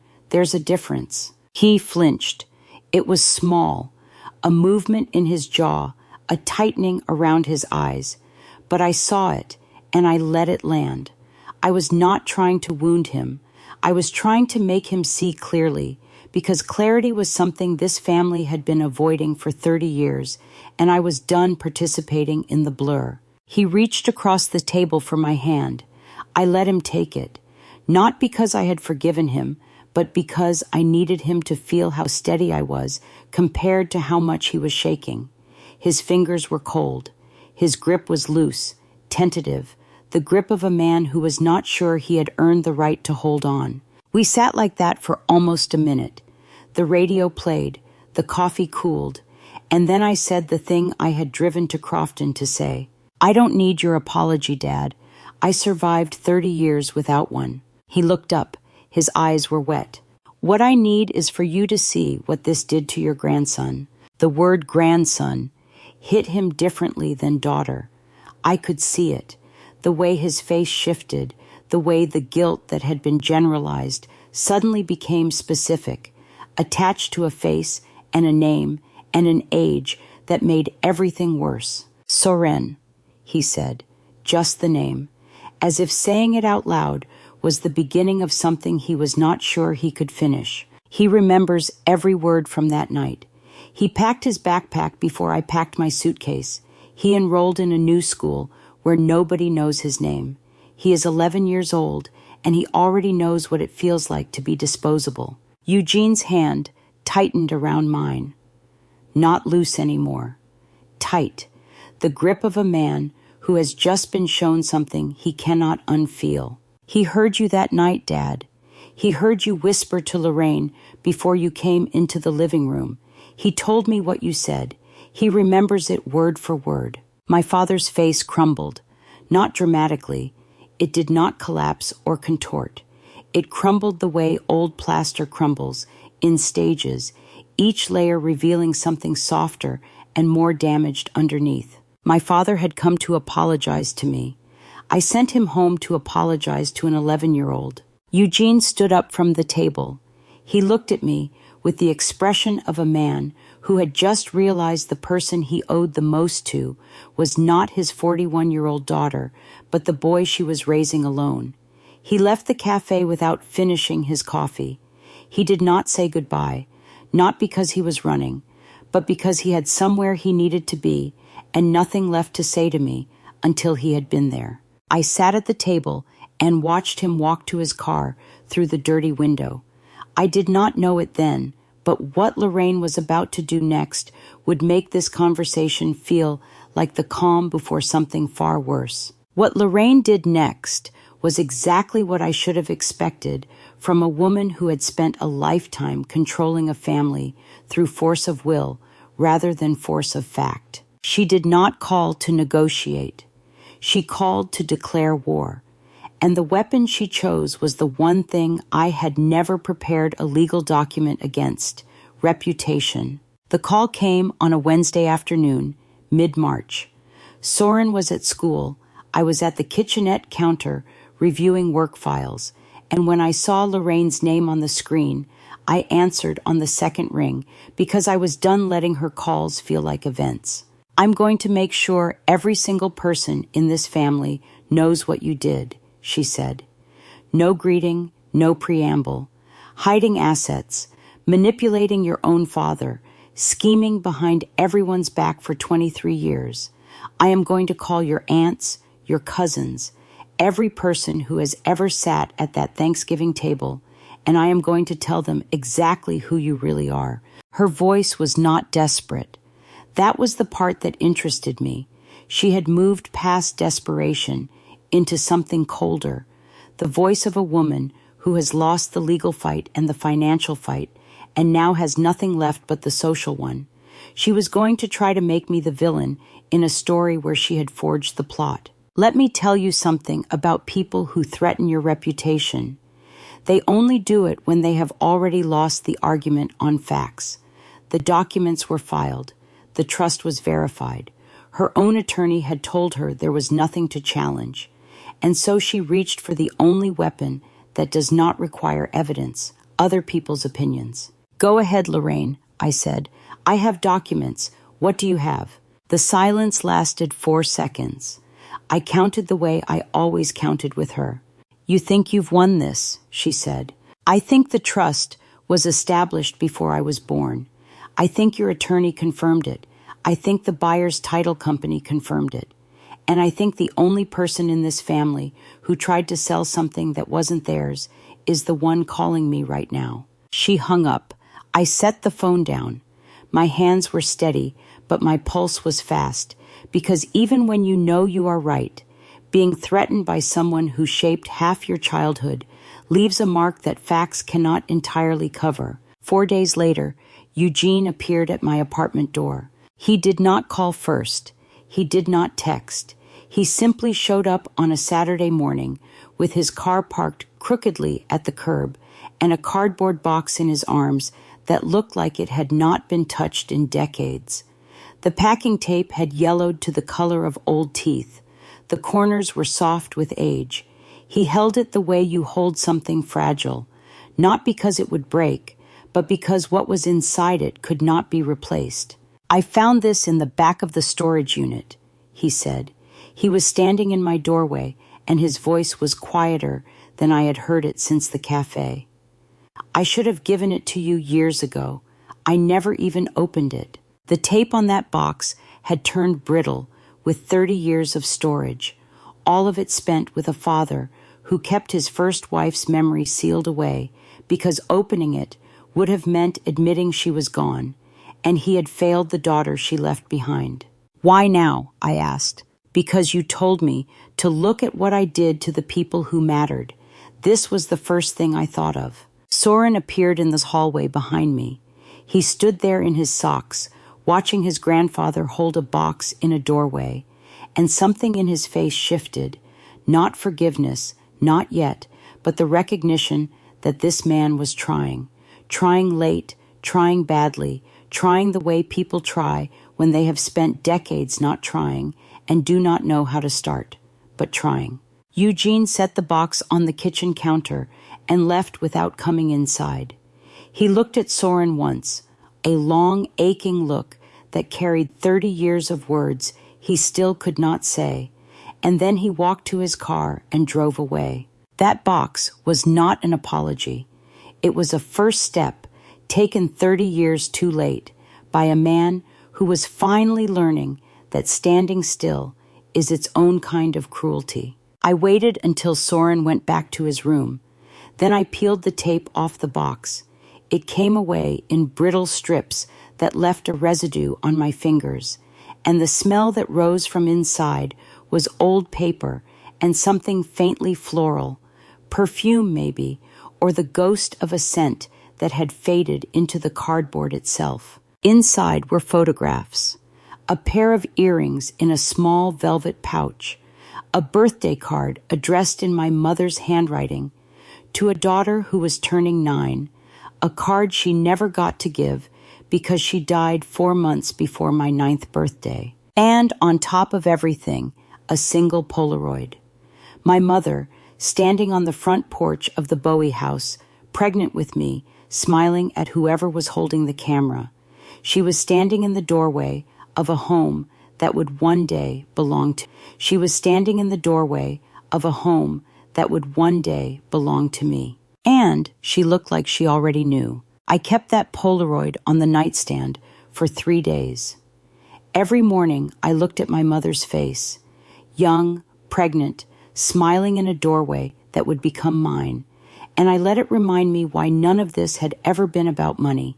The following Saturday, my father showed up at my door with nothing in his hands, no documents, no box, no excuse, just a 69-year-old man standing on a welcome mat in Annapolis, asking if he could see his grandson. I let him in. Soren was at the kitchen table doing homework.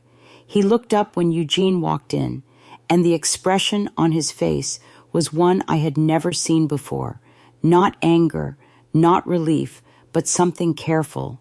The expression of a child deciding how much of himself to offer to someone who had already let him down once. Eugene sat across from him.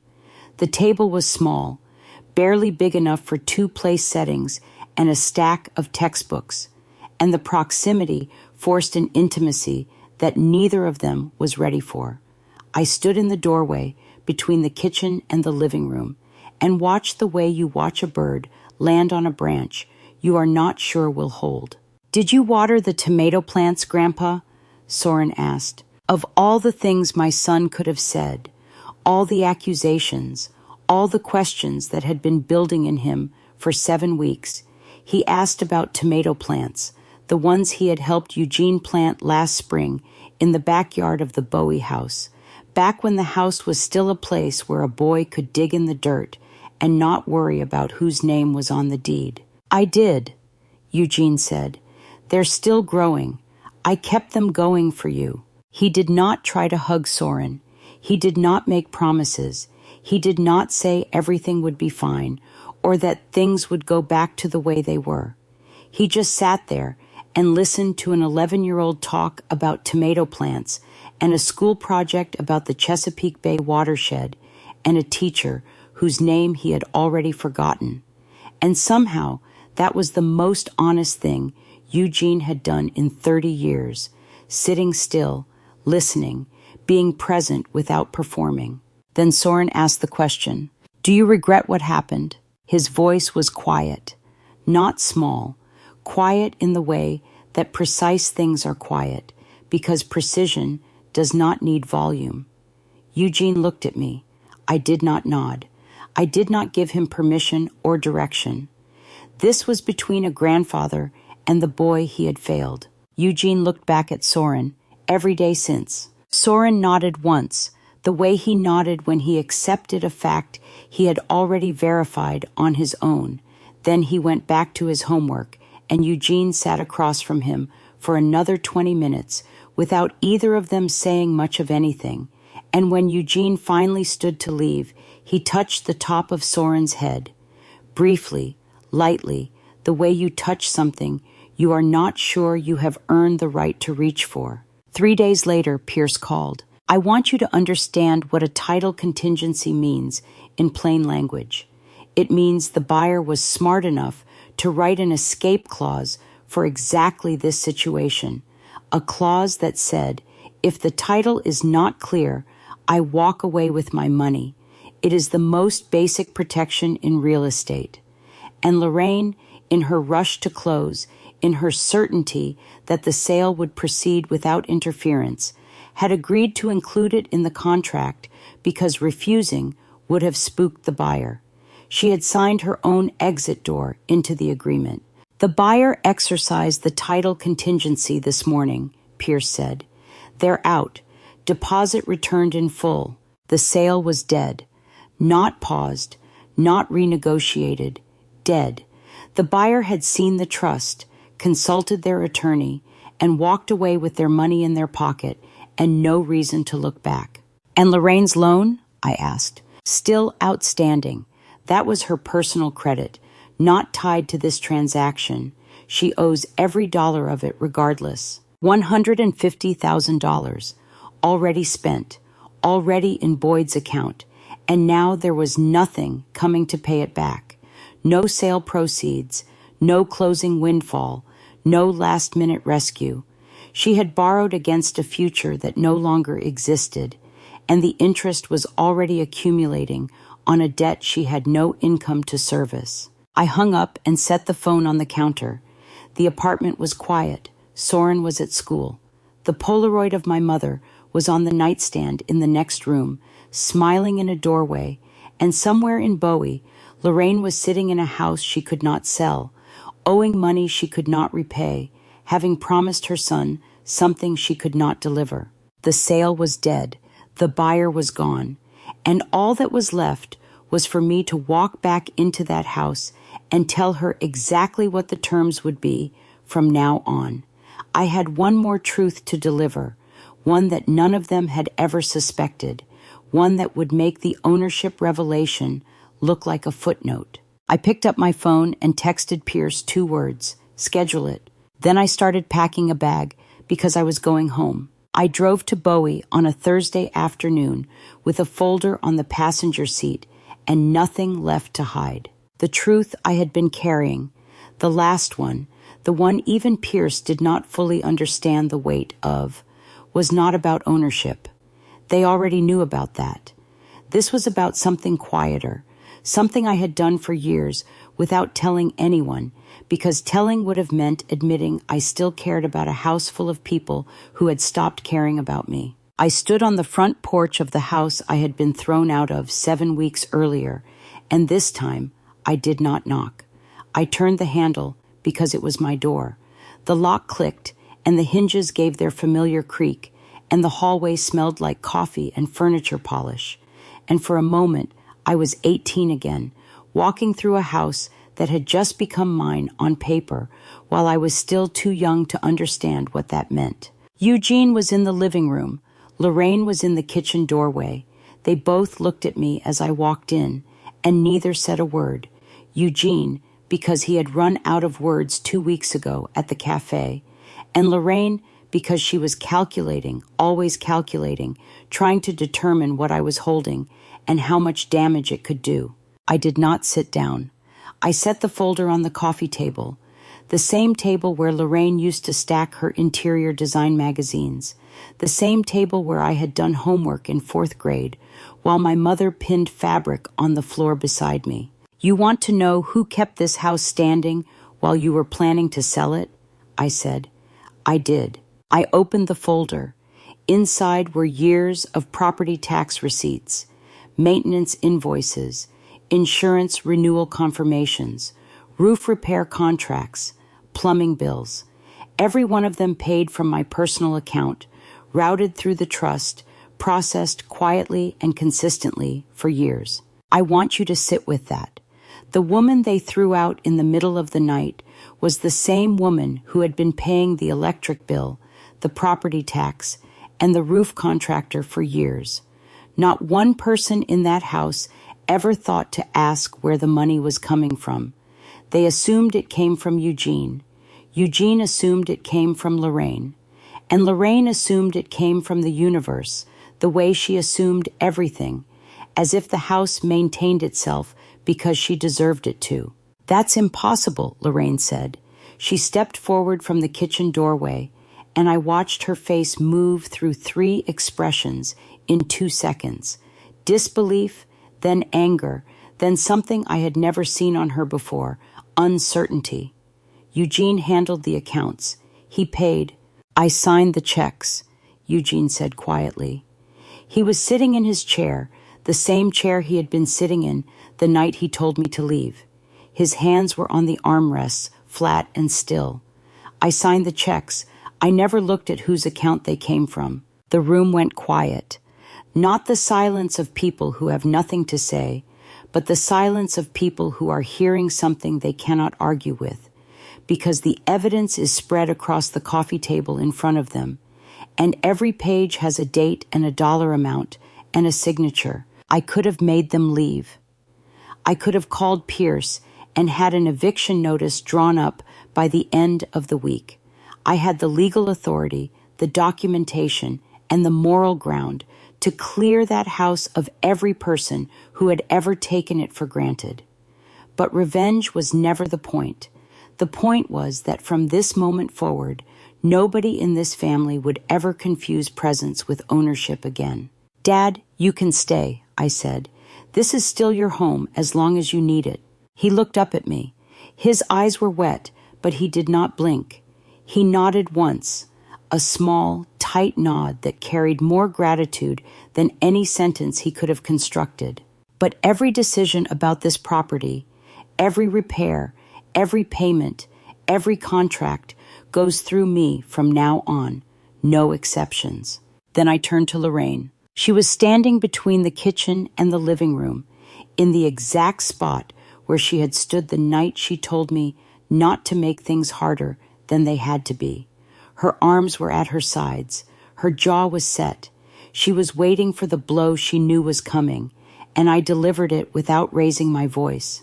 You can continue living here, but you no longer decide anything about this place. She opened her mouth to argue, and nothing came out. Because for the first time in 30 years, Lorraine Mercer had absolutely nothing left to say. No legal claim, no financial leverage, no social weapon, no husband willing to stand beside her while she fought a battle she had already lost on every front. She stood there, stripped of every assumption she had carried for 3 decades, in a house that had never been hers. The clock ticked on the wall. The refrigerator hummed in the kitchen, and my father looked at me from his chair with an expression I had waited my entire adult life to see, not fear, not guilt, but recognition. He was seeing me, perhaps for the first time. And I turned to him and waited for him to ask the only question that mattered now. Lorraine's heels on the hardwood made no sound at all. She moved like someone who had already rehearsed her exit, and I realized she had been preparing to leave long before I ever told her to. She did not gather her purse from the hook by the door. She did not reach for the coat draped over the chair in the hallway. She walked through the living room without looking at me or at Eugene, her posture straight, her face composed into something that was not dignity, but its closest imitation, the face of a woman who would rather disappear than be seen losing. She reached the front door and placed her hand on the knob, and for one breath, I thought she would turn around. I thought she would say something, a final accusation, a parting shot, one last attempt to rewrite the narrative so that she was the injured party. She did not turn around. The door closed behind her with a soft click that sounded louder than any slam I had ever heard in that house. She left like smoke. No, smoke leaves a smell. Lorraine left like she had never been there at all. The silence that followed was architectural. It filled the corners of the room and pressed against the walls and settled into the spaces where her voice had lived for 30 years. I stood in the living room and noticed things I had not registered in months. The grandfather clock that Eugene's father had bought in 1978, the scratch on the banister from when I was 7 and dragged a toy trunk down the stairs, the family portrait from 2009 that still hung above the mantel where everyone was smiling, and Lorraine's hand rested on Eugene's shoulder with the casual authority of ownership. The house felt both emptier and more honest than it had in years. Eugene had not moved. He was still in his chair, the same position, hands flat on the armrests, the way they had been throughout the entire confrontation. His jaw worked silently, as if he were chewing words he could not swallow. I watched him and waited. I waited for anger. I waited for blame. I waited for him to tell me I had gone too far, that I should have warned him, that I had no right to dismantle his wife's authority in the house where he had spent 30 years letting her build it. He did not say any of those things. He stared at the closed front door like he could still see through it. Then he spoke, and what he said was not what I expected. I knew about the loan, he said. He did not look at me. The personal one, the money she borrowed for Boyd. I found the paperwork in her desk drawer 3 weeks before she told me about it. I signed anyway. Have you ever had someone confess something you did not ask about and realize the confession was worse than the secret? I was not telling me this because I had demanded it. He was telling me because the room was empty now, empty of Lorraine, empty of performance, empty of the careful choreography that had governed every conversation in this house for 3 decades. And in that emptiness, the truth had nowhere left to hide. "I signed because I was tired," he said. His voice was flat, stripped of everything except honesty, tired of fighting about the house, tired of being the man who could not provide what his wife wanted. She wanted to sell. She wanted to give Boyd the money. And I was so tired of saying no to things that I said yes to the one thing I should have fought. I sat down on the floor, not dramatically. My legs simply decided they were finished holding me up. I sat on the hardwood with my back against the wall, and I looked at my father in his chair, and I processed what he had just said. He was not tricked. He was not manipulated into signing. He was complicit. He knew what the loan meant, and he signed it anyway, because standing still was easier than standing up. The narrative I had built, Lorraine as the sole architect of this family's ruin, was incomplete. She was the engine, yes, but my father was the road. He let her drive because driving meant choosing a direction, and choosing a direction meant risking being wrong. Eugene turned to look at me sitting on the floor. His eyes were wet, but steady, and he used a name I had not heard from him since I was 16 years old. "So where do we go from here, Jessa? You are waiting for me to tell you what I said. I know you are. But I sat on that floor, and I want you to sit there with me for a second, because what I did not say matters more than anything I could have. I opened my mouth. Nothing came out. Not because I had no ideas. I had too many. Keep the house. Sell the house. Forgive Lorraine. Never speak to her again. Call Soren. Call Pierce. Call no one." I looked at the family portrait on the wall. I looked at the scratch on the banister. I looked at my father's wet eyes. I did not answer. My father waited. The clock ticked. And somewhere outside, a car engine started. Lorraine, driving away from a house that was never really hers. And I still had not answered. I did not answer my father's question that night. I sat on the floor of the living room until the light changed and the clock ticked through an hour. I did not count. And then I stood up, told him I would call him tomorrow, and drove back to Annapolis with the silence still sitting in the passenger seat beside me. The answer came in pieces, not in words, in paperwork. I had never liked the smell of law offices. All that leather and paper pretending that human wreckage could be filed into folders and made neat. Pierce's office in Baltimore smelled like old wood and coffee that had been sitting too long, and when I walked in on a Tuesday, in early April, the conference table was already laid out with documents arranged in the order he wanted me to read them. The buyer accepted the refund without pushback, Pierce said.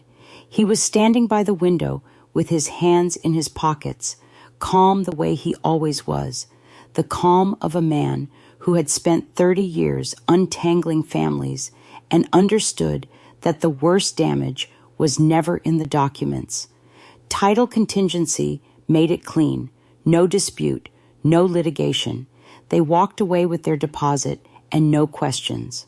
The deal that Lorraine had nearly destroyed a family over had collapsed with a single clause and zero resistance. The buyer did not fight. They did not call. They simply exercised the provision their attorney had written into the contract and disappeared, the way smart money always disappears when the ground shifts. "And the loan?" I asked. Pierce sat down across from me. "That's hers, personally guaranteed. The property was never collateral. She is. No sale proceeds to offset it. She services it alone. Have you ever watched someone's ruin laid out in columns and rows and felt your chest tighten, not from guilt, but from recognition? I recognized what was on that table because I had seen versions of it at the bank for years. People who borrowed against certainty, people who signed documents with confidence and discovered too late that confidence is not collateral. Lorraine had bet her own financial future on a transaction she had no legal right to complete, and now the debt was hers alone. Every dollar of it, every month of it, every compounding interest payment stretching forward into a future she had not planned for. She bet on a sale that was never hers to make. Pierce walked me through the rest methodically. The listing agreement was void. The brokerage had been notified. The title company had closed its file. Every legal thread that had been pulled taut over the last 2 months was now either cut or resolved, and the only one still hanging was the personal loan that Lorraine would carry with her like a suitcase she could not set down. Then Pierce slid one final document across the table: full ownership and management control. My name only. The property formally recorded at its current valuation. He placed his fountain pen beside the signature line and waited. Signing that document felt like catching a falling knife. You save what you reached for, but your hand still bleeds. I pressed the nib to the paper and wrote my name the way my grandmother must have written hers decades ago when she established the trust, deliberately, with the full weight of understanding that this signature was not just about property, it was about who got to decide what happened next. My grandfather would have hated this moment, I said. He never wanted any of us to fight over it. Pierce looked at me over the top of the document. Your grandfather built a trust specifically because he knew people would fight over it. He just hoped the right person would win. He left to make copies.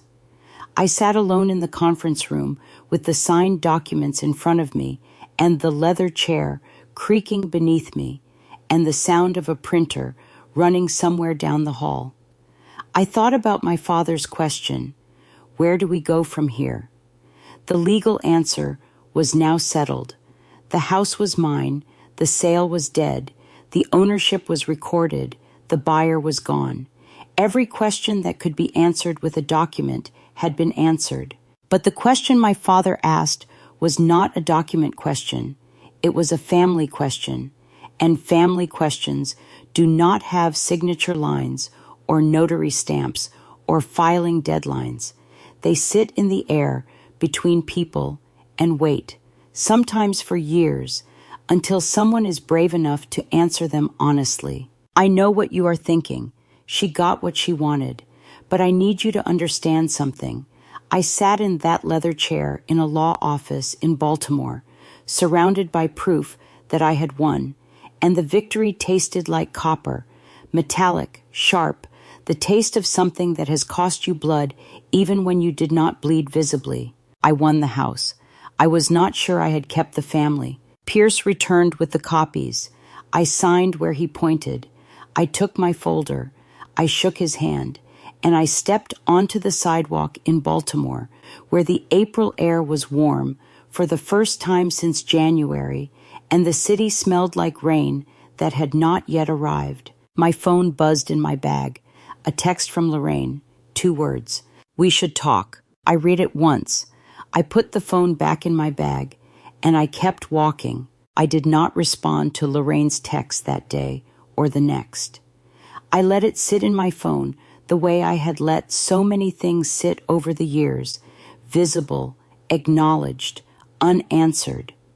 When we finally spoke, it was not by text. It was in person, in the house, with cardboard boxes between us. Lorraine had labeled every box in her handwriting, the same precise cursive she used on Christmas cards. And somehow, that was the detail that made it real. Not the legal documents, or the collapsed sale, or the confrontation in the living room. The labels. Kitchen miscellaneous, guest bedroom linens, Boyd, winter coats. Each one written in black marker with the steady hand of a woman who had already decided where she was going before anyone told her she had to leave. She moved through the house without hurrying. She took only what was clearly hers: clothes, personal photographs, a set of dishes she had brought into the marriage. She did not touch the dining set my grandfather chose. She did not take the curtains she had picked out, or the lamps she had arranged, or any of the decorative touches she had spent 30 years installing, as if they were evidence of belonging. "I'm not taking the dining set," she said without looking at me. "Your grandfather chose that." I know. Watching someone pack their life into boxes is like watching a tide go out. You keep expecting it to stop, but it just keeps pulling back, and eventually the sand underneath is exposed, and you can see all the things that were hidden beneath the surface: the rocks, the shells, the debris that the water made invisible. She told me she was moving in with Boyd. Her son had a guest room in his apartment in College Park. She said it plainly, without self-pity, with the measured tone of someone who had already grieved privately and was not going to perform it again for an audience. "Boyd has a guest room. I'll be fine. I've been fine before you, and I'll be fine after." I studied her face. She was not asking for sympathy. She was not asking for anything. And that was the twist I had not prepared for. Lorraine was leaving on her own terms before I could ask her to go. And by doing so, she had taken the one satisfaction I might have claimed, the power to send her away. "I never wanted you gone," I said. And I meant it. I wanted you to stop pretending. She paused in the hallway with a box in her arms.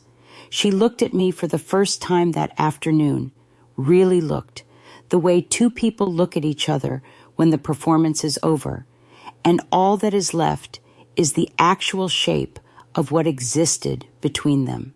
"Maybe those are the same thing," she said. She carried the box to the front door. Eugene was waiting on the porch. He took it from her without speaking and carried it to her car.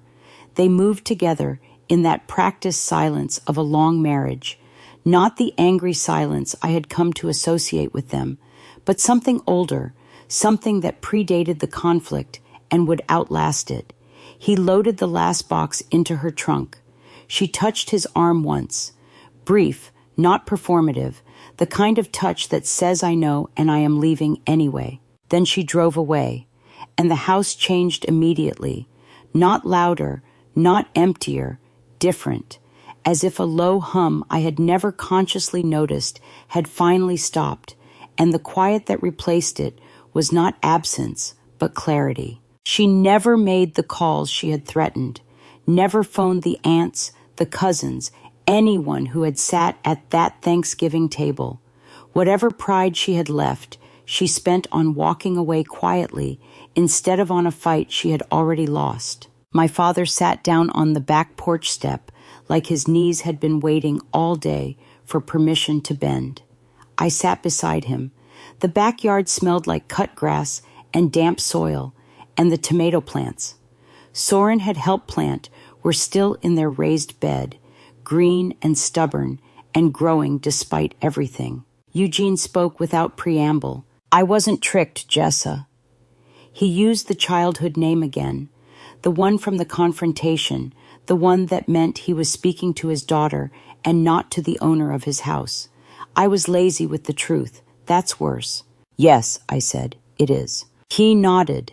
He did not flinch. He did not cry.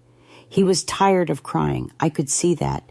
He was tired of the performance of remorse and ready for the work of it. He told me he had let Lorraine run everything because leading meant risking failure, and he would rather be passive than wrong.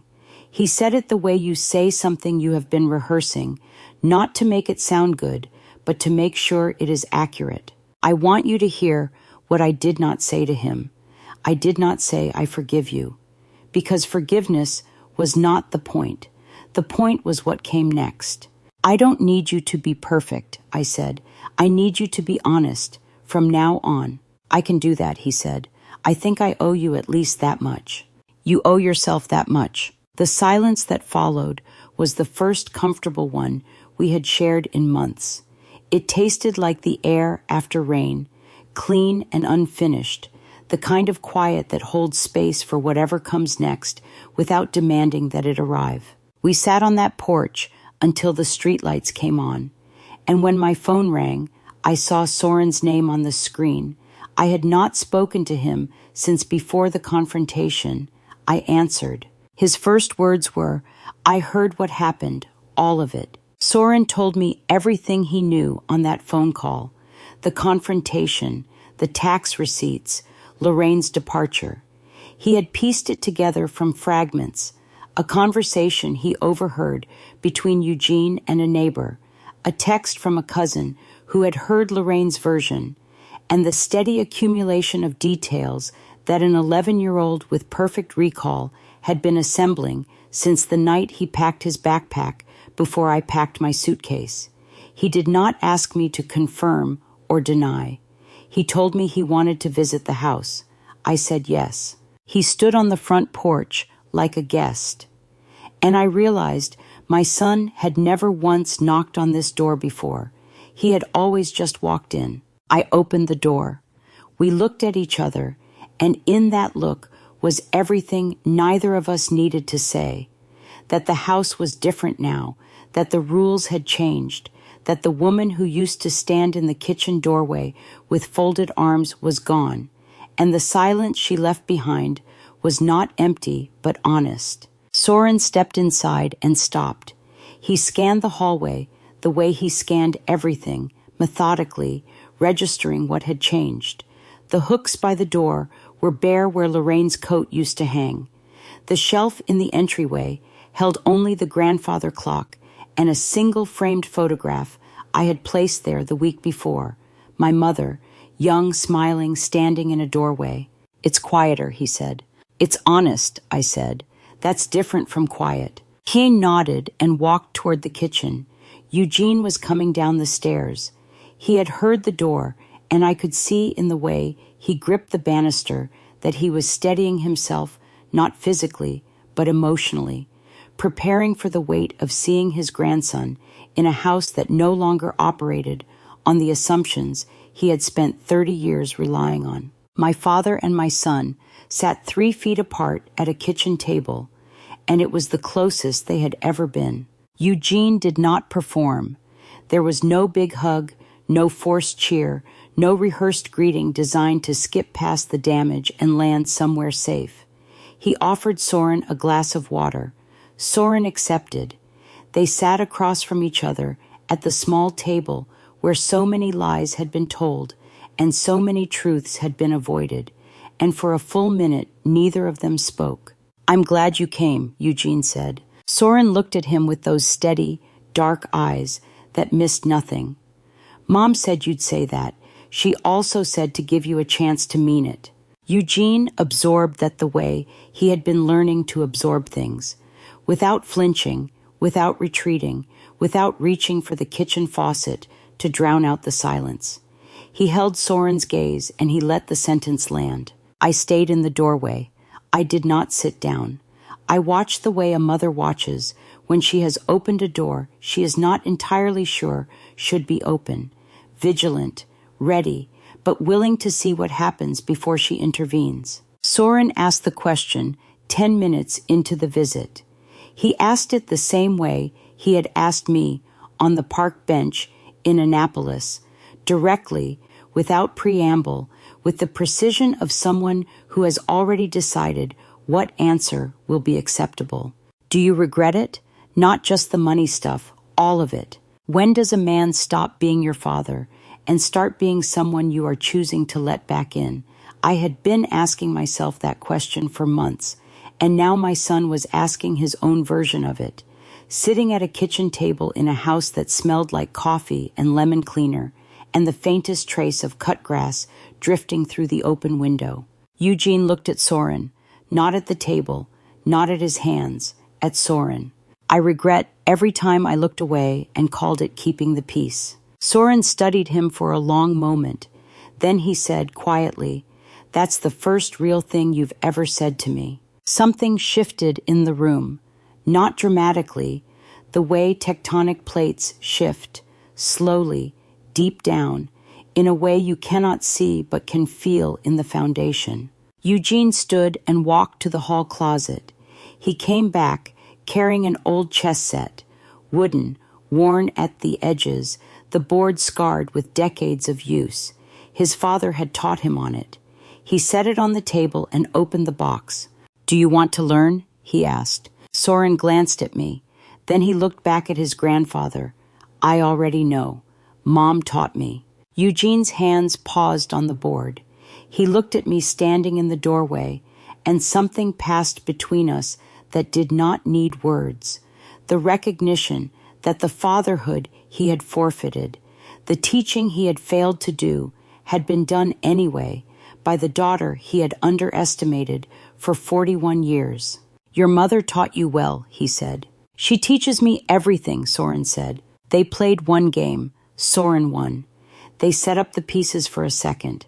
Watching them play felt like watching two people build a bridge from opposite banks. Slow, uncertain, but both leaning forward. Soren was putting on his jacket to leave when he stopped in the hallway and turned around. "Mom, I want to come back next weekend, but I want to bring Faye's memory box." I had not heard my mother's name spoken in this house in over a year. My father's hand froze on the doorframe, and the silence that followed was not empty. It was full of a woman who had been waiting all this time to come home. Eugene said yes, quietly, without checking to see if anyone approved.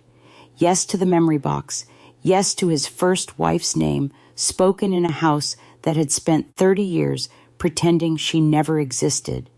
That small, late, imperfect yes was the beginning of the year that followed. Do you know what a house sounds like when it finally belongs to the right person? It sounds like March. It sounds like a car engine on a familiar road, a 12-year-old boy in the passenger seat who is taller than he was a year ago, and a cardboard box on his lap that holds everything left of a woman who built a home she never got to keep. I drove the same route I had driven that January night. Same highway, same exit, same cracked pavement into Bowie. But the woman driving was not the same. "Do you still get nervous coming here?" Soren asked. "No, but I still pay attention. There's a difference." He nodded. A year of watching his mother navigate something most adults never face had taught him things no school ever would. That silence can be a weapon or a shield, depending on who holds it, and that knowing what you own is less important than knowing what you are worth. You remember that door from the beginning of this story, the one I stood outside of while a woman who never owned a single nail in the frame decided whether I was welcome. I want you to picture it now, because I am about to walk through it differently. I parked in the driveway. I took my key from my bag. My key, cut at the hardware store on Route 3, given to no one, answerable to no one. I walked up the porch steps, past the same cracked step, and opened the door without knocking. Because it was my door, it had always been my door. The house smelled like coffee and cinnamon. Eugene was in the kitchen. He hugged Soren first, a real hug, not the tentative touch of a man testing whether he was allowed. Then he hugged me, his arms thinner than a year ago, but steadier. He waited for me to sit before he sat. "I made the coffee the way your grandmother used to," he said. "I know. I can smell the cinnamon." The house was simpler now. Lorraine's decorative touches removed, not replaced, just space that breathed. The bookshelves held books again. The kitchen table was the one my grandfather chose, uncovered, solid. Soren set his glass down and looked at me. "Do you ever wish you'd just told them that first night? About the money, about all of it? What do you call someone who only treats you well after they find out what you are worth? You call them exactly what they are. Someone who measures people in dollars and adjusts their manners accordingly." I had spent 23 years knowing that if I revealed the truth, the respect that followed would be counterfeit. Respect that only shows up after it sees your bank account isn't respect, Soren. It's fear in a nice outfit. Then how do you know when it's real? I looked at my father.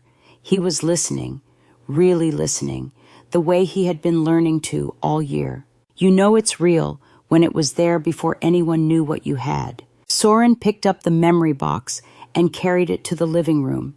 He placed it on the mantel, the spot where the 2009 family portrait used to hang. The portrait was gone. The mantel was bare. And now it held the only thing that belonged there. Eugene watched from the doorway. His eyes were wet, but he did not look away. I touched the box once, briefly, the way you touch something sacred. She would have liked it here, right where everyone can see. The three of us stood in a room that finally held only what belonged there. At the end of the visit, I walked to the front door. I stood in the frame, the same light, the same view of the street where I had taken my first steps, and walked away with 2 suitcases on a night that felt like a lifetime ago.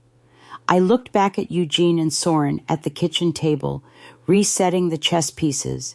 Then I stepped outside and pulled the door shut behind me. I pulled that door shut, and for the first time, it did not feel like leaving. It felt like choosing. I stood on the porch, in the March air. Same porch, same cracked step, same street. But the woman standing there was not the same woman who had arrived in January a year ago, silent and underestimated. I opened my car door. Soren was already in the passenger seat, smiling. And I knew he understood. For years, I kept quiet while someone else rearranged the life my mother built for me. I told myself patience was wisdom, but some of that patience was just fear wearing a better name. If I could go back, I would have spoken sooner, not out of anger, but out of respect for what was mine. Don't let someone else's confidence make you forget your own worth. Don't wait until they sell what belongs to you before you find your voice. This whole experience taught me that a revenge story doesn't have to end in bitterness. The real revenge story is the one where you reclaim your life without losing yourself in the process. I learned that standing your ground is not cruelty, it's clarity. And I believe God carried me through the hardest nights for a reason, because every closed door led me back to the one that was always mine. The lesson isn't about winning, it's about refusing to disappear. When someone tries to erase you from your own history, the quietest act of defiance is simply still being there when the dust settles. If this revenge story spoke to something in your life, I want to hear from you. Drop a comment and tell me, would you have waited the way I did, or would you have spoken up sooner? If someone you know needs to hear this today, share it with them. And if you haven't already, subscribe so you don't miss what's coming next. Thank you for staying until the very end. It means more than you know. Just a reminder, certain names and details in this story were changed for privacy and storytelling purposes. Any resemblance to real individuals is coincidental.